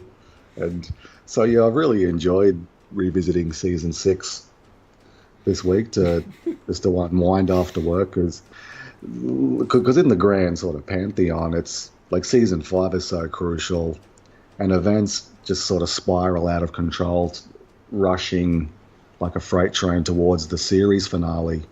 Season 6 has sort of been a bit hazy for me, so to sit down and watch it properly, there's a ton of gold in there.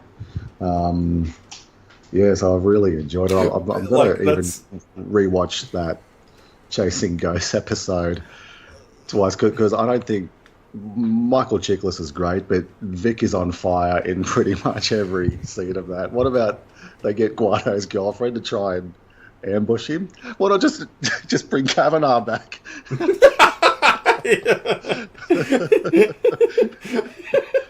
Yeah, I love it how their solution, like trying to nail one of these people, has been such a fucking nightmare. How is bringing a second one in gonna help?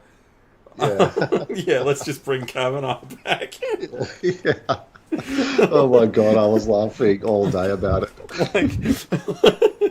Like yeah, that never-ending just shit fest. Like, see, Yeah. but one thing that I liked about it, thinking about it now, was what I love the most. Like, Kavanaugh is probably my favorite villain in the whole series, mainly because from like a law enforcement standpoint, he's a lieutenant, so he outranks them all. Like you've got that, but he's from a division that's above anything they can sort of like. It's way above nicking office stationery now, is it? Like it's way above, you know, walking in and pinching things out of their lockup room and making evidence go missing, because you're now dealing with internal affairs and all that kind of stuff. That and you can't really strong arm street thugs to give you like a leg up on this guy, because he's so removed from that, and like even Vic says that like he wouldn't even cut his wife a break from the rules. So like they're all going to be fighting for their lives now, but they can't really strong arm their way out of the Kavanaugh investigation the way they could with just about everyone else. Like with Dutch, it was easy to intimidate him out of it. Acevedo knew, but he couldn't prove it, so he wasn't really any threat, and Vic didn't sweat that. Whereas Kavanaugh has none of those weaknesses, and just keeps pounding on him all the time, like ripping the doors off the clubhouse and all that shit. Like how fucking funny was it? Hyatt puts them back up. Yeah, I thought you boys great. could use a bit of fresh air. Yeah, that was fucking brilliant, that. And yeah, it's really interesting hearing Sean Ryan talk about creating Kavanaugh, because initially he was much more of a straight arrow, and because that's the logical endpoint, like you just described. Like once, if internal affairs ever decided to seriously focus on him, like that's it. That's the end of the show. It's too high up the ladder, yeah. Yeah, Kavanaugh needed to have some flaws, so they bring in the crazy ex-wife and doing a deal with Antoine and that. Because it reminded me, I was recommended a show in a similar sort of vein. It's a British show, I forget its name, where it follows a squad of IAD cops investigating this other team of dirty cops. But the twist of the show is IAD are even more corrupt than the guys they're chasing, because that's how it has to work, right? If it's these all-American good guys, you know, going after bad guys, it's just going to get boring. So that's how he knew. I love stories. Because the initial version of Kavanaugh was a lot different to the final thing, but people just were finding it boring. He's going like, you got what you wanted, right? The strike team are finally going down. Like, no, it just wasn't coming together. So they had to give Kavanaugh some flaws to make it more interesting. I really like the yeah, let's just bring Kavanaugh back. Yeah, how fucking funny was that? But what I love the most is that with Shane and Ronnie, they don't at all consider what the fuck it is that they're signing up for. I always like that other one when Guido's girlfriend is talking to Claudette about Vic fucking abducting her and shit. I always love that. So wait a minute, you went and you took her into police protection all on a hunch? Yeah, and if I didn't follow that hunch through, you'd be asking me much tougher questions.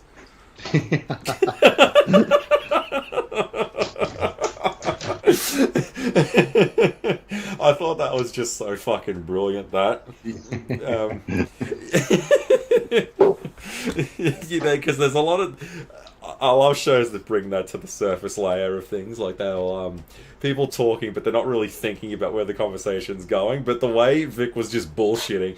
See, because that's one thing that I love about Vic's lies, is that he tells lies so often and so efficiently that he even believes his own bullshit. Yeah. Like whacking... Like, Shane whacking Lamb... Like, yeah, I used to think he was a real prick for that. It was by no means the smart decision, but none of these people are good. Is what people need to kind of realise about the show. You can like the characters, but, like, Vic is still a despicable piece of shit that got exactly what was coming to him. Yeah, exactly. Yeah, there's just, bad guys and slightly worse guys. I'll never forget the tagline to the 2008 movie with Jason Statham, The Bank Job. What is it? This heist where the criminals involved were the most innocent. Yeah. Like, the cops are fucking corrupt, the politicians are dirty, and the people who are, like, have hands in the bank are fucking dirty as well. The criminals trying to rob the safe deposit boxes were the most innocent party involved. Is that in that Chasing Ghost episode? I'll have to watch that one as well. Let's just bring Kavanaugh back. Yeah, it's brilliant. I watched that episode last night, and I enjoyed it so much. I'm going to watch it again over the weekend. Kavanaugh. Vic is on fire, but pretty much every line in that. Yeah, apart from that, she was Pippi Longstocking. Yeah, let's just bring Kavanaugh back. Is that the one where he... Yeah, because I remember another moment where he freaks out and he stands up. Like, Shane and Ronnie are just telling him this shit. And he just stands up, just totally fucking... My favourite Michael Chiklis face is always the bewildered one. Like, it's almost like, look back into my eyes and just repeat that dumb shit you just said. Yeah. Oh, yeah, and he's got another one in the same episode. It's the one where they're driving after Shane's been beaten by that girl's father. And he goes, you ever think about just coming clean? No. The look on Vic's face was priceless. Yeah, I would have done the Agent Kellerman from Prison Break. You keep talking like that, I'm going to have to put a bullet in your head. Yeah, because Vic is driving and Shane's in the passenger seat, so he's sort of looking at him and keeping his eye on the road, and oh my god, his facial expressions are fucking great. I have so much fun. You know the one I'm talking about, where like he's not angry, he's just utterly fucking bewildered by what he's just heard. That's my favourite face that he makes. Yeah, he's just complete bewilderment. Like, I can't believe I just heard that. And this is a guy who whipped a fella to death with chains. And he's totally taken back by that. Yeah. Do you ever think about just coming clean about the whole thing? No. No. Like, it reminded me of the way Jay Carnes, when Claudette is talking to that fucking sexual pervert with the impreg fetish. What, when he turns to fucking Dutch, do you mind giving me a minute alone with your partner? No.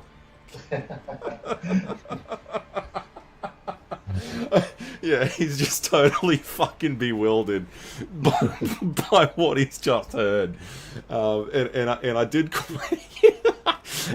quite like the one with Acevedo and Kavanaugh talking shit in the captain's office. Did Vic bite on that intel you let slip about me going after his pension? Didn't you see the steam coming off of his bald head? I love how they're both like giggling and cackling in the captain's office, like just fucking with him. Yeah, I thought that was really good. See, but like another interesting thing about Kavanaugh that I quite enjoyed was the temper tantrums. Where, you know, when he gets his first kind of setback, like he knows about the bug, he knows about Becca, and he knows that they know who he is. So he's sort of totally taken back by the fact they've got quite an advantage, and he hasn't even met them in the flesh yet, but they've already got his name. And when the bug planner leaves, he just totally destroys that room. Yeah. Like he's just totally blown away that they managed to one up him like that. And it crops up a few times, like he fucking muscles up to Dutch, like giving him the temper tantrum. The fight when they get into the punch up at Lem's crime scene. Yeah. I do quite like that. IAD is meant to be impartial. They got into a fucking brawl at a crime scene. Yeah, that's a good moment as well, yeah. I always liked how Claudette described that. Was what it took 9 unis to break it up. Like it took a whole SWAT team to separate the two from killing each other. Yeah, I'll have to go back at it. Season 5 was my favourite out of the lot. Yeah. I mean, because like one thing that I really appreciate about it is that like there's literally they get zero breathing room from there on out. Yeah, it's Like because it's like 5, 6, and 7 are basically one long season, aren't they? They the story is so interconnected and intertwined by that point.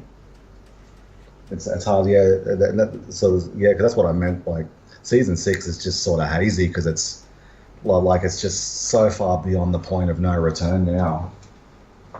Yeah, they're pretty much fucked, you know, which is what I like because you don't want at any point, like especially in the closing moments, in like possible kill screen and all of that, like, is there a single way out of this? Not really. Yeah. Like, at least not without getting out. Like, everyone talks about, oh, yeah, well, you know, Vic got off at the end there. I think Vic had the worst fate out of all of them, to be honest. Yeah, and sort of reflecting on it this week, he reminds me a bit of Sharito from Heat.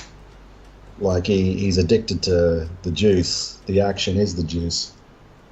He just loves what he does, and even though it's dangerous. So I got sort of Michael Sharito vibes from Vic, which I never had before, sort of watching him. But yeah, like he's in hell. Everyone knows he's a cop killer. His family are gone. He's not a cop anymore, and he's not feared anymore. So yeah, like that's a sort of fate worse than death for him. Yeah. So, like, yeah, he managed to avoid... Like, people talk about the win as though, oh, well, at least he's not in prison. But he might as well be. That's the ending there, though. Like, okay, so he's living in just about a kind of nightmare that, you know, it is like he might as well just be in prison. Like, nothing to live for. And the thing that I love the most about Laurie Holden in that was Olivia Murray. I love the fact that, I mean, people talk about what happens to Vic after the series. Don't really need to know, but I like to think she was just fucking pounding on that prick for the whole 3 years that he did slip up and she did lock him up. That's my headcanon.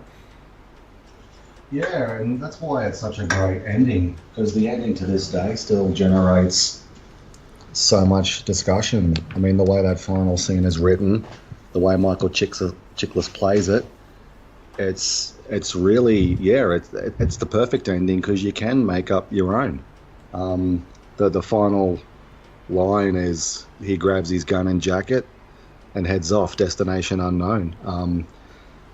And even to this day on the Shield Reddit thread discussion, people say, yeah, he would have done his 3-year stint with ICE and then moved on. People think he never came back after that night. People think, like you just said, Olivia rides him for the entire duration. Well, he made her look like an absolute fucking witch.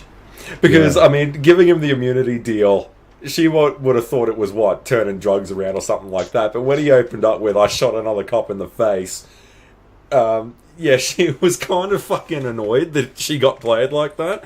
I like to think she did. I mean, I know she technically gets a victory with putting his family in witness protection, but like, I like to think she did get the last laugh at the end because she was such an awesome character. Yeah, and yeah, all the supporting characters in every season really knocked it out of the park. Yeah, she was good. I like to, because one of the themes that runs through is they tolerate him because he gets results. So maybe, I don't know, maybe my headcanon is the because he's too well connected with the street to not be valuable.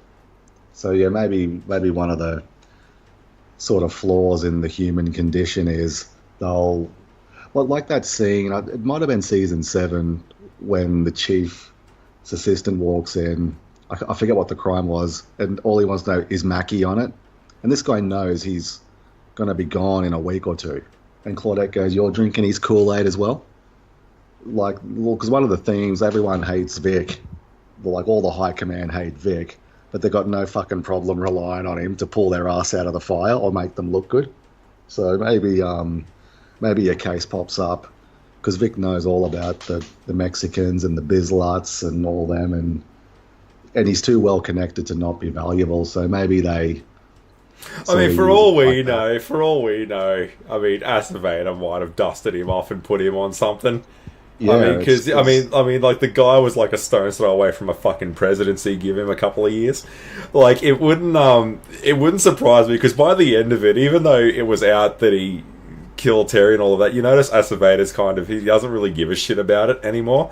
Like he's moved onwards and upwards from that, but he gave Acevedo the call when they were taking down Beltran and all that kind of stuff. It wouldn't surprise me if, you know, typically what happens with like Olivia outranking Vic and just keeping on such a short leash and trying to get him to screw up, knowing Vic's strategy, he'll just get a friend in a higher place. So why wouldn't it be Acevedo or someone, you know? Yeah, and the perfect line was from Monica Rowling, that really sort of encapsulates the spirit of the series when it comes to Vic. Is like, she's a complete newbie, first impression, and her first impression was, "You've had 3 years to get rid of him and haven't done it. Is he too effective?" I thought that line like perfectly encapsulates how the higher ups use Vic, doesn't it? Yeah, like what was it? Like, even, I mean, and let's be honest, it wouldn't surprise me if Vic finds a way to get another bit of blackmail out on Olivia. Like, I know he gave her back the file, but I mean, it's Vic, for fuck's sake. Yeah. I mean, you know, you really think you'd totally burn that bridge? But I mean, that's the thing. And also, unlike a lot of other shows that were on at the time, the ending was pretty much universally praised day of airing. It wasn't something that happened after the fact. It was one of the very few shows where the ending, everyone loved it after they saw it for the first time. It wasn't like 10 years after the fact, you know what, the ending wasn't too bad at all. I thought it was shit at the time. No, this was one of those ones where people just thought it was awesome. Yeah, because very rare. Yeah, because it felt inevitable. It just doesn't feel like a cop out that came out of nowhere. When you make it to the end through that whole roller coaster of a ride, and you backtrack and play it backwards, all roads led there with every character's fate. There's no. It's what makes Terminator 1 such a great ending. It just felt inevitable. That's why it felt right. It just felt. There's nothing that could have been done. No other choice they could have made to get to there. So it's really great. Anyway, man, we better wrap it up. Are you streaming still? Oh, yeah. No, I'll kill the thing now. I think that's plenty. Like, what?